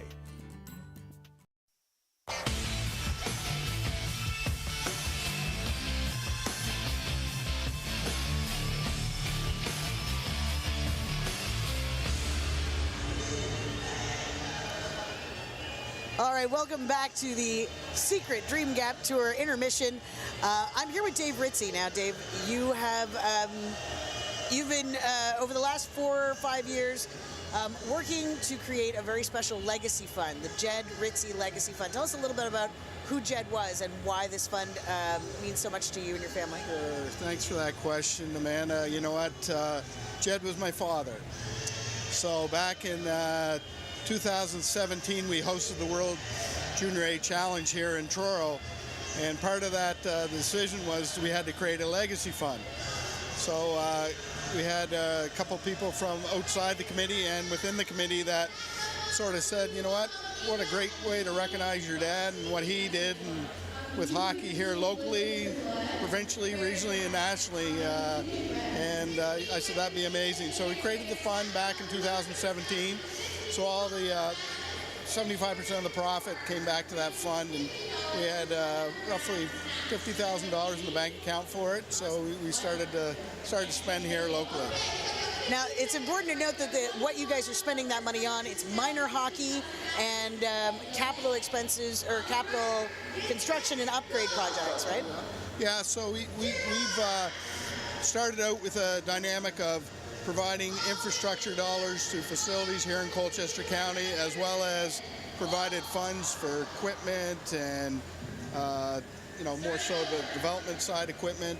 Then we started looking at kids wanting to play hockey and introducing them to the game. So my dad was really big on making sure that every kid had the opportunity to play the game that he always loved and I loved as well. So our whole family was involved in hockey at the time. So we started giving money back to kids that maybe couldn't afford to play or needed equipment or whatnot. So recently we put some money into a couple kids playing here in Truro minor hockey system, as well as I had been approached last night about a female team that needs a goaltender, but they need equipment. So we're happy to support that as well. That sounds awesome. Now, speaking of last night, they would have been talking to you because they were doing the Chuck a Puck last night. The proceeds from that were going to the Jed Ritzy Fund. Talk a little bit about some of these fundraisers and things that you guys get to do. Maybe companies or organizations that come to you and say, we want to help raise money. How do they get a hold of you, and what kind of things do you guys like to do to raise that money? Because this was a lot of fun last night. Oh, you know what it is. It truly is. And when Matt Moore approached me to do the Chuck a Puck, and even that was pretty impressionable to say, to tag him into there. So we do things here locally and partner with companies to provide tickets for young females to come here to the games and watch events like this. And I think that's part of the localness, I guess. I don't know if that's a word or not, but we're gonna stick with it. We're gonna steer with it. So, anyways, you know what? So this fund is open to children all through Colchester County, which is Truro, South Colchester, North Colchester, Tatamagouche. So, you know what? If a kid needs some support to help to play the game, well, we're going to help them. And we also, you know what? In our first year, we provided Truro Minor Hockey with the half ice boards.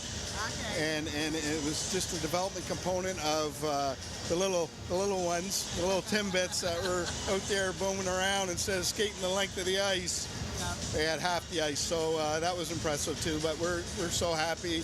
I can speak on behalf of the family. So happy to do what we're doing, but also my father was loved the game of hockey, and it's very, very good. And he'd be very proud right now. All right. Well, thank you so much, Dave, and good luck at continuing your father's legacy and continuing to raise some great money for local hockey here in the community. Oh, thank you so much, Amanda, for having me on here today. I can tell you Eastlink is is a big community broadcast unit here in Nova Scotia for sure. So we're happy to have them, and thank you so much for having me on. No problem. We're heading out to break. We'll be right back in just a moment.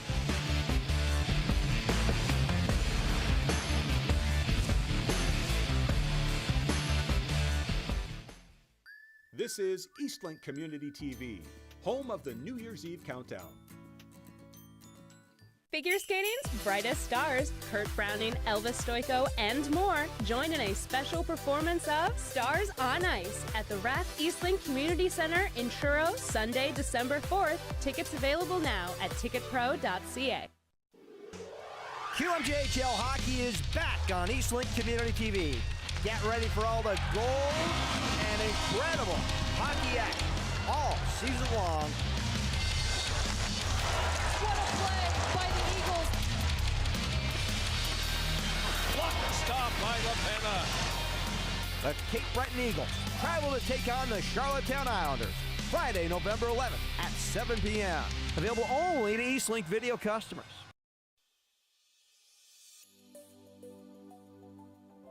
There is an advantage in being a Nova Scotian-based company for sales in Atlantic Canada. There is a lot of people talk about buying local, and I think it's starting to happen more and more, and we of course welcome that. But one advantage we can offer, which we do, is we can offer refill programs and container returns, because we can actually do it genuinely. You can't send containers back, well you could, but it's not realistic to send containers back to Ontario or to the States for reuse, whereas here we have a very nice arrangement with our courier who delivers products and picks up the empty containers, and then we can reprocess and recycle them and reuse them. So that's a big part of our marketing and possibly future plans for next year. Fish On, proudly supported by Albert's Sports and Workwear. I'm Paul Etier, host of Fish On Eastlink Community TV. Join us for another exciting season of fishing across Northern Ontario. We've ventured across the new lakes and new areas to hopefully bring you what you're looking for in walleye fishing across Northern Ontario. Look at that fish. Oh my Lord, that's the biggest pickerel I ever caught. Fish On, Saturdays at 6:30 p.m. Available only to Eastlink video customers.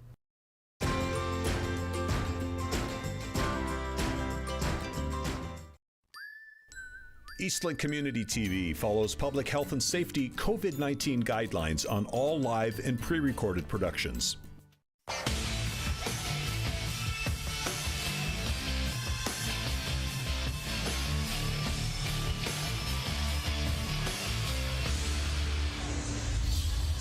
Welcome back. Izzy Germain with Liz Knox. Let's get right into it. This is second period highlights, and we start with Hillary Knight. Just filthy. Between the legs on her backhand, catches it forehand, goes backhand. Just couldn't quite get the handle on it. Sam Cogan on the other side there. Then we see Jamie Lee Rattray. And you know what? Sometimes the simple things lead to these scoring chances. She gets deep in their zone. She's not afraid to battle along the boards. Tries to sauce it out front, probably for a defenseman, but it just hits, I think it's Schneider there in front. Toe caps are kind of facing the puck, and it just, unfortunate bounce. And then you see the skilled side of Jamie Lee Rattray here.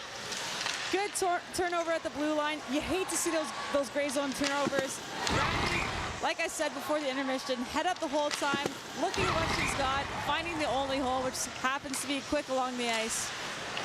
And then with 21 seconds left in that period, an almost exhausted line just makes the most of this opportunity. Hillary Knight sauces it all the way across two defenders, and Brianne Jenner with the one-timer.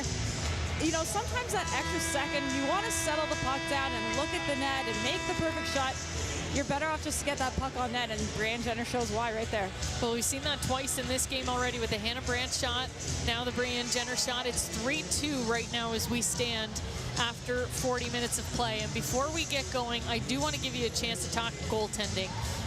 We've seen some of the teams have three. Sonnet has three of the most incredible goaltenders on the roster. Hard to pick one, but talk a little bit about their amazing success in net. Yeah, a problem that any coach loves to have. Nicole Hensley with a .928 save percentage, 2 goals against average.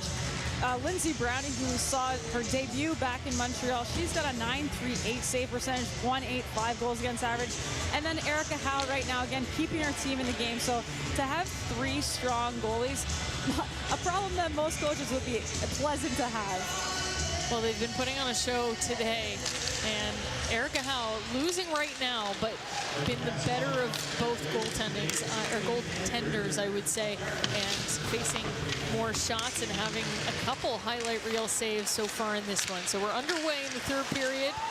You're watching the Secret Dream Gap tour on Eastlink Community TV. This is game 1 of 2 today and 1 of 4 for the weekend. So make sure you get your popcorn in between both games. The second game, Team Adidas, Team Scotiabank, will kick off at 7 p.m. Atlantic Standard Time, 6 p.m. for those in the Eastern Time Zone. Jessie Eldridge now moves the puck up to Lorianne Rougeau to find Skimmer. She's going to battle with Brown. Can't get through Brown. We've said Haley Skimmer's name a ton today. She's putting on a show in Truro, Nova Scotia. Had a great game yesterday as well. An assist today, maybe 2, depending on what they decide with that Jamie Lee Rattray goal, as the puck was kind of bouncing around. Not sure if that was an unassisted goal. We'll have to confirm that. Harvey's inside the zone. There's Rattray. 2 goals already today. Finds Skimura. Below the goal line in front. Demers, it's in! Demers just squeaks that under the arm of Howe on a beautiful pass by Haley Skimura below the goal line. And it's 4-2 Team Harvey's. Yeah, you see Buckles just get beat in the corner there. I believe it was Skimmer, and a good battle on her part. They're fighting for the puck in the corner. They're a little outnumbered though there, and you see Demers just come into that sweet zone untouched. It's a really dangerous place to leave any player. She makes no mistake, getting nice and low, putting all 120 pounds behind that shot. Demers is not the biggest player on the ice, but she finds a way to do it. What I love to see is when you get down on one knee, you're just putting all of your body weight behind that stick and getting that shot. Maybe the difference there to get behind Howe and Skimura, the patience again below the goal line to make that pass. Puts her team back with the insurance goal, 4-2. And Hillary Knight talking to Amanda in between the periods, just wants to win this game. And we'll see what she can do now on the ice with Hannah Brandt to get her team back in it. Puck is tipped in by Rebecca Leslie. D-to-D pass, Fortino. Hard pass to Richards on the boards. Kept in at the point. Steckline will try again. Steckline gets away from Leslie. Finds Fortino. Fortino to DeGeorge. Now back to Steckline on the near side. She'll send it to the far side corner. An awkward fall there. Riverina Braga clears the puck, but DeGeorge back inside the zone. Looking for teammates. She's got Janelle open at the point. They'll exchange passes along the wall. Her D-to-D pass to Greco through the legs, but she maintains possession, sends it over to DeGeorge on the far side. Richards now cycles down low to Shaver. Shaver. She's looking for options. Vasco watches her closely and poke checks the puck out of the zone. They'll regroup in the neutral zone as Knight puts pressure on the D. And there's a turnover. Schneider inside the zone. Nice shot just over top of the net as Poulet comes off the bench. Watched closely by Rock. Fakes the pass and now has room in the neutral zone. Poulet still looking to go to the net. Delays back to the point to Harmon. Harmon with the point shot, nobody in front for the tip. That one goes into the corner, but Poulet will regroup. Clark with the quick shot. Blocker saved by Howe. Rock to the hash marks. Inside now for Kogan. Kogan with speed. She's by herself, waiting for Rock to join the play. Now below the goal line. Man on man. They'll send the puck back to the point. Back in deep. Rock picks up the loose puck. Sends it back to Buckles at the blue line.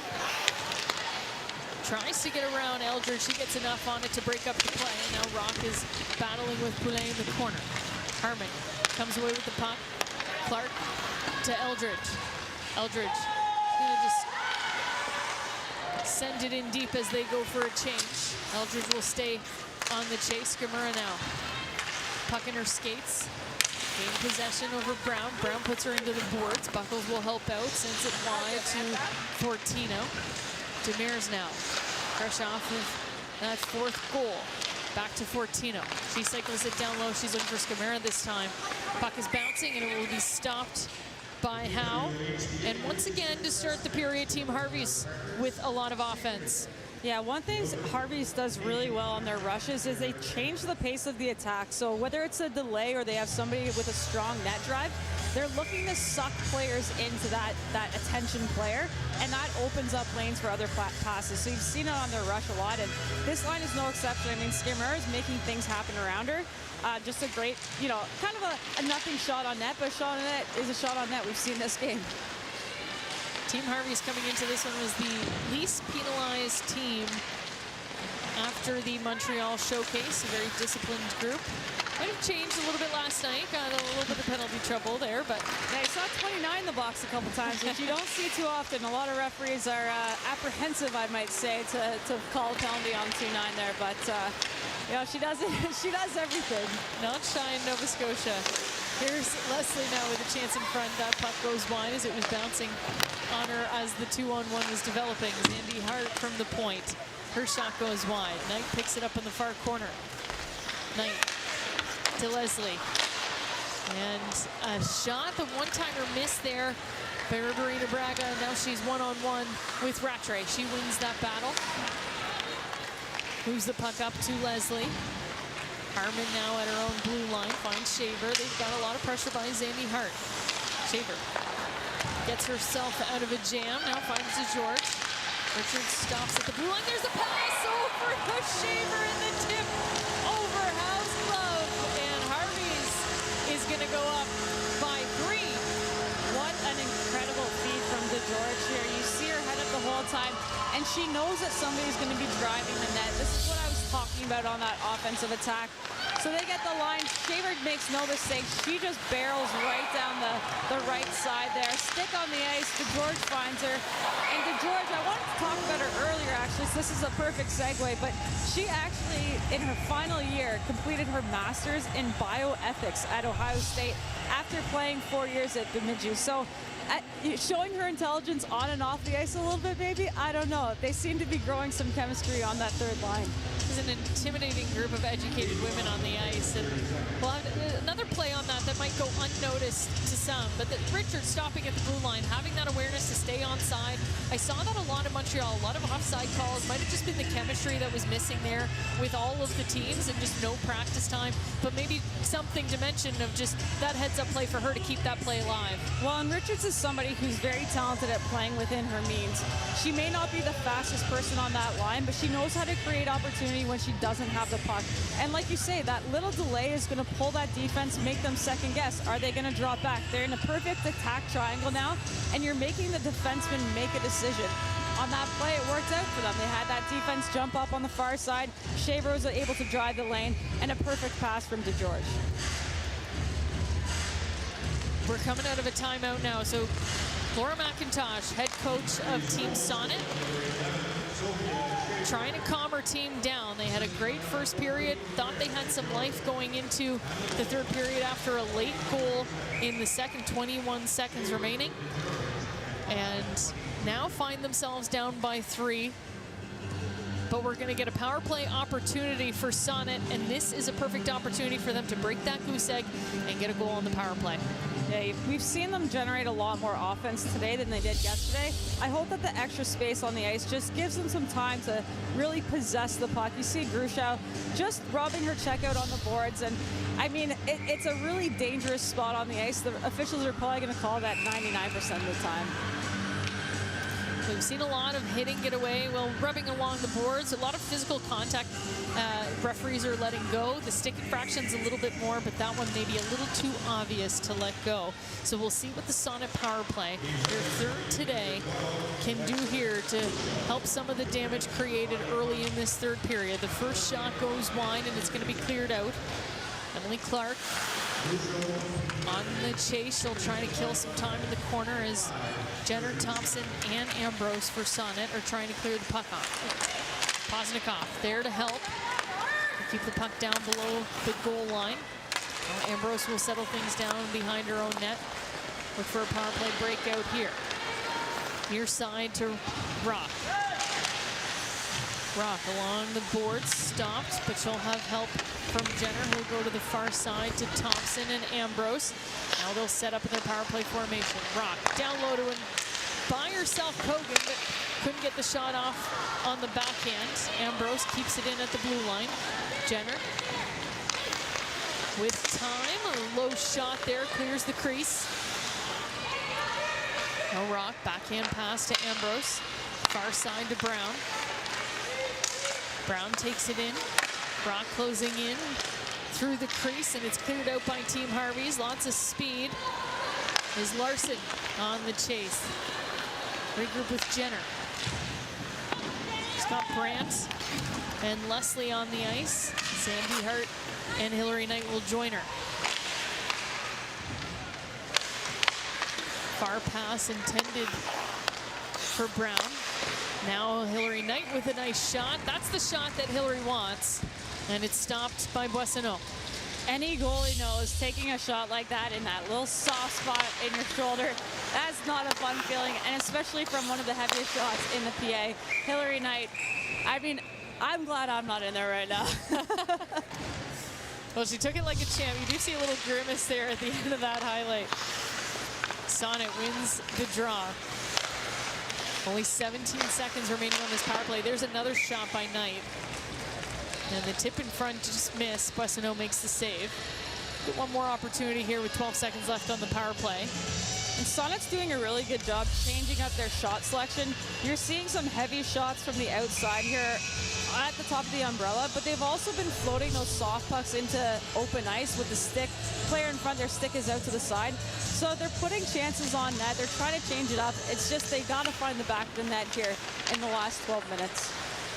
One thing we heard Blair Turnbull say yesterday in her game was just to keep things simple. These girls haven't practiced much together yet this season. They're still getting to know each other.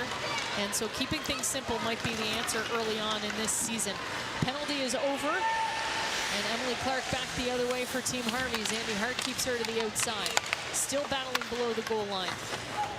Emily Clark waiting for her teammates as they'll come down off the bench. Harmon at the blue line, bounced out. Knight and Brandt trying to get a hold of it, but it's sent in on Howe, and that'll take us to our first commercial break of the period. 5-3, Harvey's might be taking this one home. We'll be right back after this.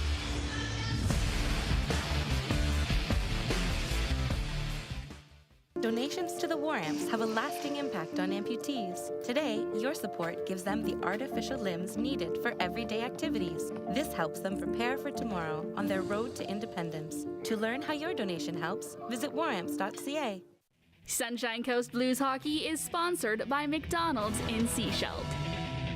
Join hosts Brady Lynn and Steve Partridge for all the action on Sunshine Coast Blues Hockey. Watch Sunshine Coast Blues Hockey live Sundays at 5:30 p.m. for BC viewers on Eastlink Community TV, Channel 610. Available only to Eastlink video customers.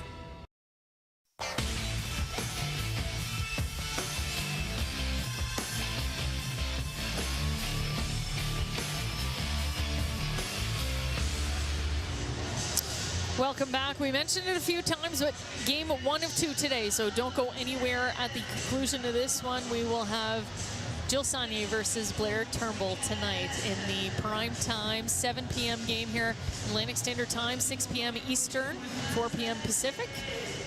Whether you're watching on Eastlink Community TV today or the CBC Gem app, cbcsports.ca, we welcome you inside the Rath Eastlink Community Centre. Izzy Germain with Liz Knox. And we've got a good game here. We're hoping Sonnet can get just one more, make things a little interesting here as we reach the halfway point of the third period. As Team Harvey's regroups in the zone, Skimura hard into the zone, gets the puck on the forecheck. There, it's loose in front. Good stop by Howe. Quick on the blocker save for Rattray's hat trick. I think it's worth noting too, coming into this weekend, Harvey's was actually in the 4th place team and Sonnet was in 1st. So you see the parity that we're trying to create in the PWHPA. This was a conscious effort of the board and of the players. They wanted every team to have a chance to win. And in Montreal, we had each team walk away with 1 dub. And here we're seeing it again. There's tons of competition, and on any given night, you run into a hot goalie, you get some great tertiary scoring, secondary scoring. It's anybody's game. Harvey's off the draw wins. Let's talk a little bit about it. We'll pause if something gets exciting on the ice here, but we got to talk a little bit about what the PWHPA stands for and what the ultimate goal is. I know this was meant to be kind of a one-year showcase in 2019. COVID obviously ruined some of those plans. We're now into year 4 of the association, but Liz, what news can you share with us and how we're going to develop this into a league? Yeah, it's crazy to even think that it's been 4 years, honestly. As you said, it was supposed to be a one-year gap tour where we were just trying to stay relevant, draw some attention to the lack of resources, really, that we see or don't see in professional women's hockey. And we're talking about things like a great facility, which we have here in Truro. We're so thankful for the facilities here, for the staff. Making sure these players feel supportive, whether it's in their equipment, having proper medical staff, physios, athletic therapists. And it's really about the professional experience. And this is not just the experience for the players. It translates into how the coaches are respected and how the fans experience the game. So what was supposed to be a one-year tour has now developed and prospered into this tour that we have here today, where we're mixing rosters. We're able to travel around North America. The players are excited to bring the product to the ice. And, spoiler alert, we're super optimistic and really excited about what the next 1 or 2 years may look like.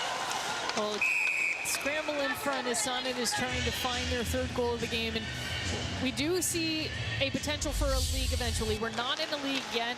We're doing showcase events. You talked about kind of bridging that gap. These ladies want a league. If we see it next year, it would be tremendous. If we don't, we know that we still have a great product and these athletes want to stick with it. How close do you think we are, though, to a league? Oh, so close I can taste it. The players have put in the time. They believe in the mission. And the staff, I can't say enough about our admin team, the staff that we've created around us, the volunteers that we bring in. These are people that we've kept in a very close circle because they understand our cause. And it's been difficult. We've put a ton of work on them. Jana, Chelsea, Maria, Alexis, Ashley. That's pretty much it. I can name them all in under 7 seconds. We're so grateful for their hard work. And, they're doing it for the same reasons that the players are, is they just want to see the game grow. Hillary Knight now with a chance. Her backhand shot tipped over the net. Liz, I'll give you some credit as well because you are a member of the board, but a huge part of that organizing committee as well. Lucky enough to have you on the broadcast tonight, but when we were in Montreal a few weeks ago, you were putting decals on helmets. You were doing anything the girls needed behind the scenes, so they are very lucky to have you involved as well. Well, I was never the star goalie. I was always more of a glue girl, so I think my role hasn't really changed that much. I'm just happy to be at the rink and seeing this thing move forward. Team Sonnet putting some good pressure on Team Harvey's late in this 3rd period. Here's Leslie now with a chance. She's got Hillary Knight trailing in behind her. Was looking to delay but lost the puck on the far side. Rousseau now trying to find Rattray. They're stopped along the boards. And Steckline will try to clear it out. Stopped by Ambrose at the point. Ambrose sends it down deep. It hits the side of the net. Maybe a chance for Jenner. Picks up the loose puck. There it is. And Rock couldn't get the tip in front as Kogan's shot was going wide. Ambrose now to Thompson. Thompson trying to center a pass to Rock. That's broken up by that long reach of Lee Steckline. Rattray's going to dump it in. You can see Harvey's kind of calming things down, just trying to kill some time on the clock here. 8 minutes remaining for them to take a win on a beautiful Saturday afternoon in Nova Scotia. That puck goes through the crease. Poznikov, another name, just buzzing out there today. Paz was one of those players last year who really impressed me. She stepped up the game when the Olympians weren't around. And again this year, she's showing that she can hang with the best in the world.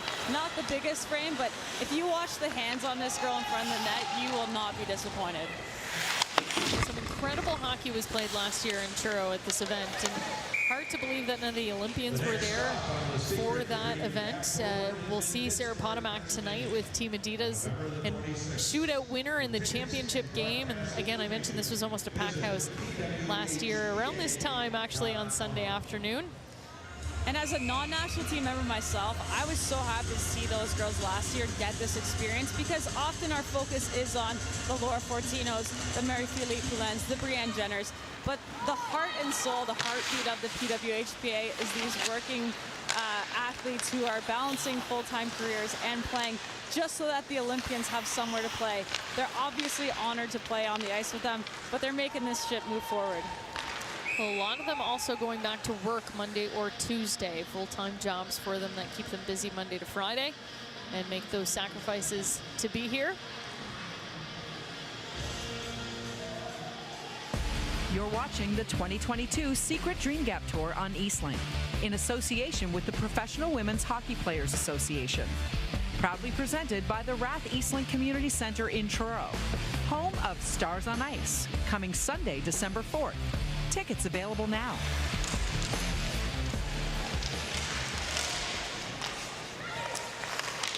Back with Team Sonnet inside the zone. They spent a fair bit of time in there, but here's the 2-on-1. Emily Clark, Jessica Eldridge, and that puck bouncing around. Good hand-eye coordination there by Erica Howe. Just as I try to give credit to the Sonnet offense, they are listening and want to take it back the other way. Here's a replay of that. Yeah, this is a fun little replay. Hallie just showing her little hockey sack moves there or something. She's got the hand-eye to go with it.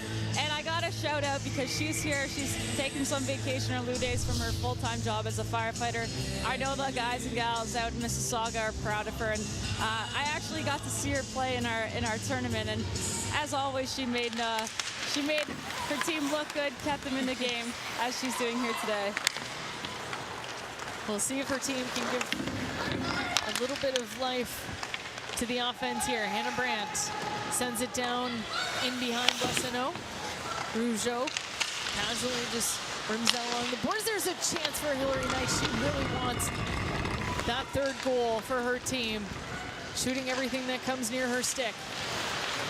Here she is in front, chasing the puck in the slot. Sandy Hart will keep it alive inside the zone. Leslie tied up in front by Rougeau. Doesn't like the no call on the play, but she'll chase the puck down the boards. And she'll win the battle. Causes the turnover. There's Rock with two. Kogan and Leslie joining the play. Her shot blocked by Boissonneau. Leslie to Kogan. Kogan in behind the goal line looking for options. She'll cycle it down low. Stopped by the referee. Keeps it alive. Jenner now. Her shot high and hits the netting over the glass. And we've got 5:45 remaining in the third period. Team Harvey's 5, Team Sonnet 2. You're watching the PWHPA Secret Dream Gap Tour on Eastlink Community TV. We'll be right back.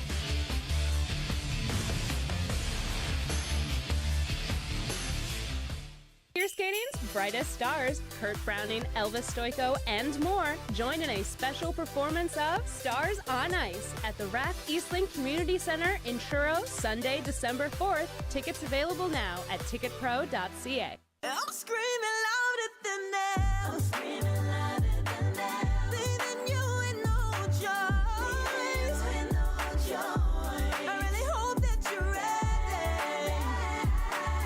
You're gonna hear my voice. Don't come to my story. We Can Build a Bridge. Sunday at 8 p.m. on Eastlink Community TV. Black Films That Teach on Eastlink is sponsored by TD, working together for a more inclusive tomorrow. Well, Liz, you can't have a Team Harvey's game without talking about Marie-Philippe Poulin. And a lot of fans in attendance. Here's a nice picture of her in the crowd, a nice blow up. But so many people, even though you're in Nova Scotia, I know Jill Sawney and Blair Turnbull will be the story tonight, but a lot of Marie-Philippe Poulin fans here, and she's putting on a show. You know what? She's a fan favorite for a reason. She's an incredible leader. She's humble. She obviously has scored the biggest goals in women's hockey history, but she's somebody who's just likable. She really does light up a room, and she gives so much time to the fans. It's something that when we talk about professionalizing women's hockey, that might change a little bit in the future, but she's so gracious with her time, and I think that's, you know, it only grows everyone's love for her.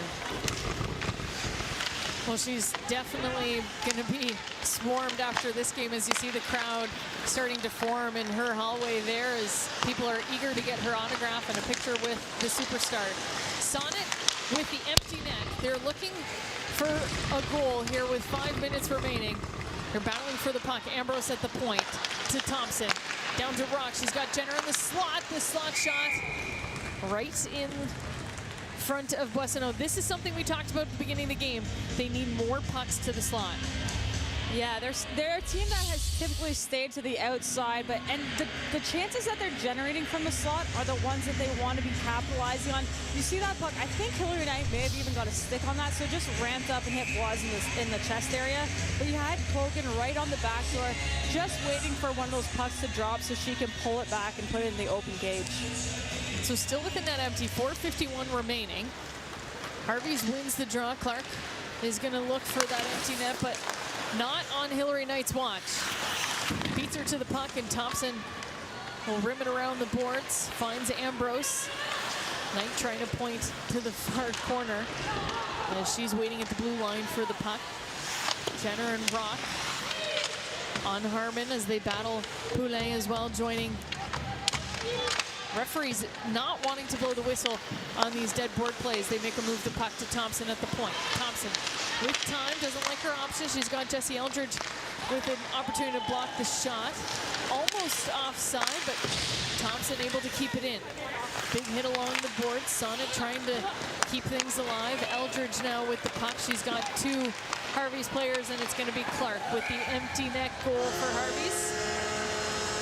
Yeah, and it just seems like Team Sonnet's run out of a little bit of gas. A bold strategy pulling your goalie with about 5 minutes left in the game, especially against a team that statistically possesses the puck the most. But they're trying to generate offense, and they just lose a battle on the board. So you can see Ambrose, she just doesn't have the gas to get back there, and she's got Clark and Poulin. So, I mean, in fairness, if you're weighing your odds, am I going to bust my tail back there to have her float a pass across and put it in the open net? I understand the decision. Just an unfortunate bounce there for Team Sonnet as they're making a desperation effort at the end to try to tally this one up. Trying to put a show on here in Truro, Nova Scotia. 3:50 remaining, and Harvey's have done everything but seal this one with the final horn. 6-2 now, and they've still kept the shots quite even. They've gotten their opportunities. Boissonneau has stood on her head here in the second half of this game, 28-24 in favor of Harvey. So not a blowout in that sense, but as you mentioned, Liz, just the puck possession game that Harvey's has in their playbook is something that teams are really struggling with when they play them. Yeah, and when Sonnet's just trying to generate offense, it's really easy to get into the mindset of just put pucks on net, right? So they're getting more shots than they potentially did yesterday. Around the same, actually. They were around the 20 to 25 mark. But you want the quality shots, right? And as we discussed earlier, finding those quiet spots in the slot, looking at the back door, just trying to get more opportunistic shots on net. But credit to them, I mean, they're putting the effort in to get pucks on. Just hasn't bounced their way today. Just as you were talking, that puck bounced out, and a really nice glove save by Hillary Knight. I mean, maybe she does it all. She's got a little, you know, all the good hockey, like all the skilled hockey players, they always wanted to be goalies. Look at her, just casual. I'm just going to take this home now. I did used to put on the pads Christmas break time, give the goalies a little opportunity to go front, and I would never in a million years ever do it in a real scenario. It is the craziest position. The leg strength needed. My legs were like shaking within 2 minutes, and I don't think I'm too careful to have pucks flying at my head at all times. I will say it's a different position in terms of cardio fitness because you can be in great shape and not be in great goalie shape. I've learned that the hard way a few times trying to jump on the ice after years off. 2 minutes remaining in the third period. Team Harvey's just trying to kill the clock now and take their second victory of the weekend. We've talked about how much time they've spent in overtime and shootouts. The point system for the PWHPA a little different than what people might be used to. 3 points for a win. You do get a point for an OT loss and 2 points for an OT win. So obviously Harvey's giving up some points with overtime wins and shootout wins.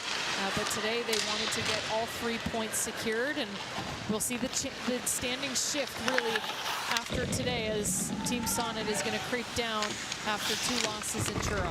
Yeah, you mentioned earlier what a great turnout we had in Truro here last year for the championship game, because our format last year was a 2 to 3 game weekend where the teams were playing Friday, Saturday, Sunday, and the Sunday was a championship game.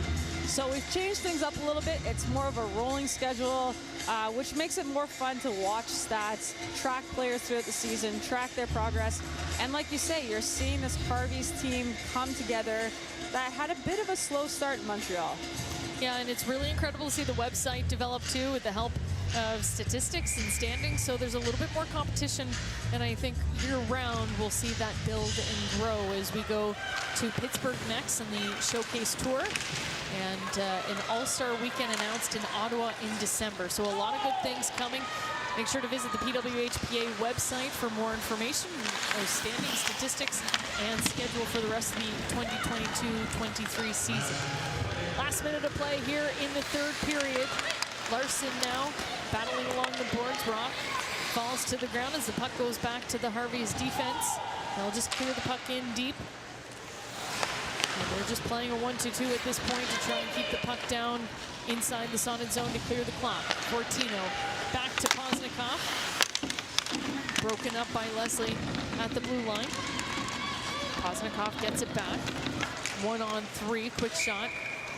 Looks like Hal wanted to play, but a quick whistle there by the referee will slow things down with 30 seconds left. Yeah, and I got to give a shout out to Laura Fortino. She became the first assistant coach in the OHL. She's working for the Hamilton Bulldogs this year. Obviously, they're giving her a little bit of flexibility to be here playing. They know it's still a passionate part of her life, but she's developing those guys and bringing their program, you know, to the next level. So really proud to see her representing the PWHPA in the OHL. Great amount of athletes hired for men's professional teams. I know Haley Skamura is down working with the Washington Capitals. Marie-Philippe Poulin obviously working with the Montreal Canadiens. Big announcement in the summer when she was there. And there's a number of athletes in coaching positions, but also with these player development programs in the NHL. We're seeing a lot more of our female national members picking up some extra summer jobs. Well, they just add so much value. They have such high hockey IQs. You know, these programs are so lucky to have these athletes who see the game, you know, differently and better than what they're used to. It's a different game. The women's game has always been different without having the body checking, the open ice hits, no fighting. They've just developed a different sense of how the game can be played. And like I said before, they're just adding value to these programs. And you love to see it. You love to see them get the support from the men's side, but they're also furthering the game on their hand. You can't let the game end. They're trying to delay this game as long as possible in the last 30 seconds. They're talking about a penalty now because the puck was just shot out into the crowd. I hope they just let it go. But those are the rules if they do put someone in the box. But Corey Chevry, she's on the screen now. She is from New Glasgow, Nova Scotia, just about 40 minutes down the road here. A huge Subway Cup tournament going on there. It's the biggest female hockey tournament that we have in Atlantic Canada year after year on this same weekend. So good luck to all the girls competing at the Subway Cup, but a shout out to Corey Chevry and her family that might be watching here in Nova Scotia. And Corey started her coaching career with the Ryerson Rams men's team, so another one making a difference on the men's side. That does it for us in game number 1. Team Harvey's steals this one 6-2. Play of the game, Liz. It's none other than Jamie Lee Rattray. Yeah, it's no surprise here. I mean, like we said, making a nice heads-up play, being opportunistic. Of course, Skamura is the player on the wall who creates that turnover. Ratty, I mean, I can't say enough about it. Good heads-up play, little pump fake. She gets the head. Against her friend, just a little bit sweeter when you get to do that and you get to talk about it. Our 3 stars of the game: Hillary Knight, Couple assists to help her team try and stay in this one. Haley Skimmer, I've been so impressed with Haley in the first 2 games from Team Harvey's, and of course the 2-goal scorer in Jamie Lee Rattray. We thank you for joining us. A reminder that we have another game at 7 p.m. tonight, so don't go too far. Take a little bit of a break, and we will see you shortly. We've got 2 more as well tomorrow, so clear your schedule for Sunday. I'm Izzy Germain. I was joined by Liz Knox. Liz, thank you for joining us. We'll see Liz again this weekend.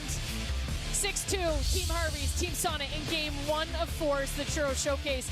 You're watching the PWHPA Secret Dream Gap Tour on Eastlink Community TV.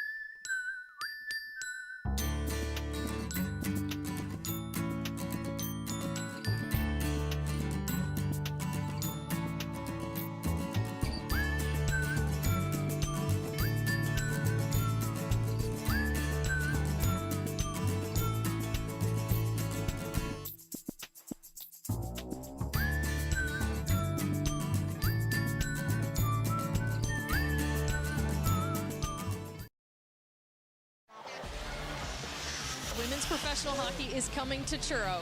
The best women's hockey players in the world will be hitting the ice at the Rath Eastlink Community Centre. Join us November 5th starting at 3:30 p.m. Atlantic Standard Time to see Marie-Philippe Poulin, Hilary Knight, and local heroes Jill Saunier and Blair Turnbull in action.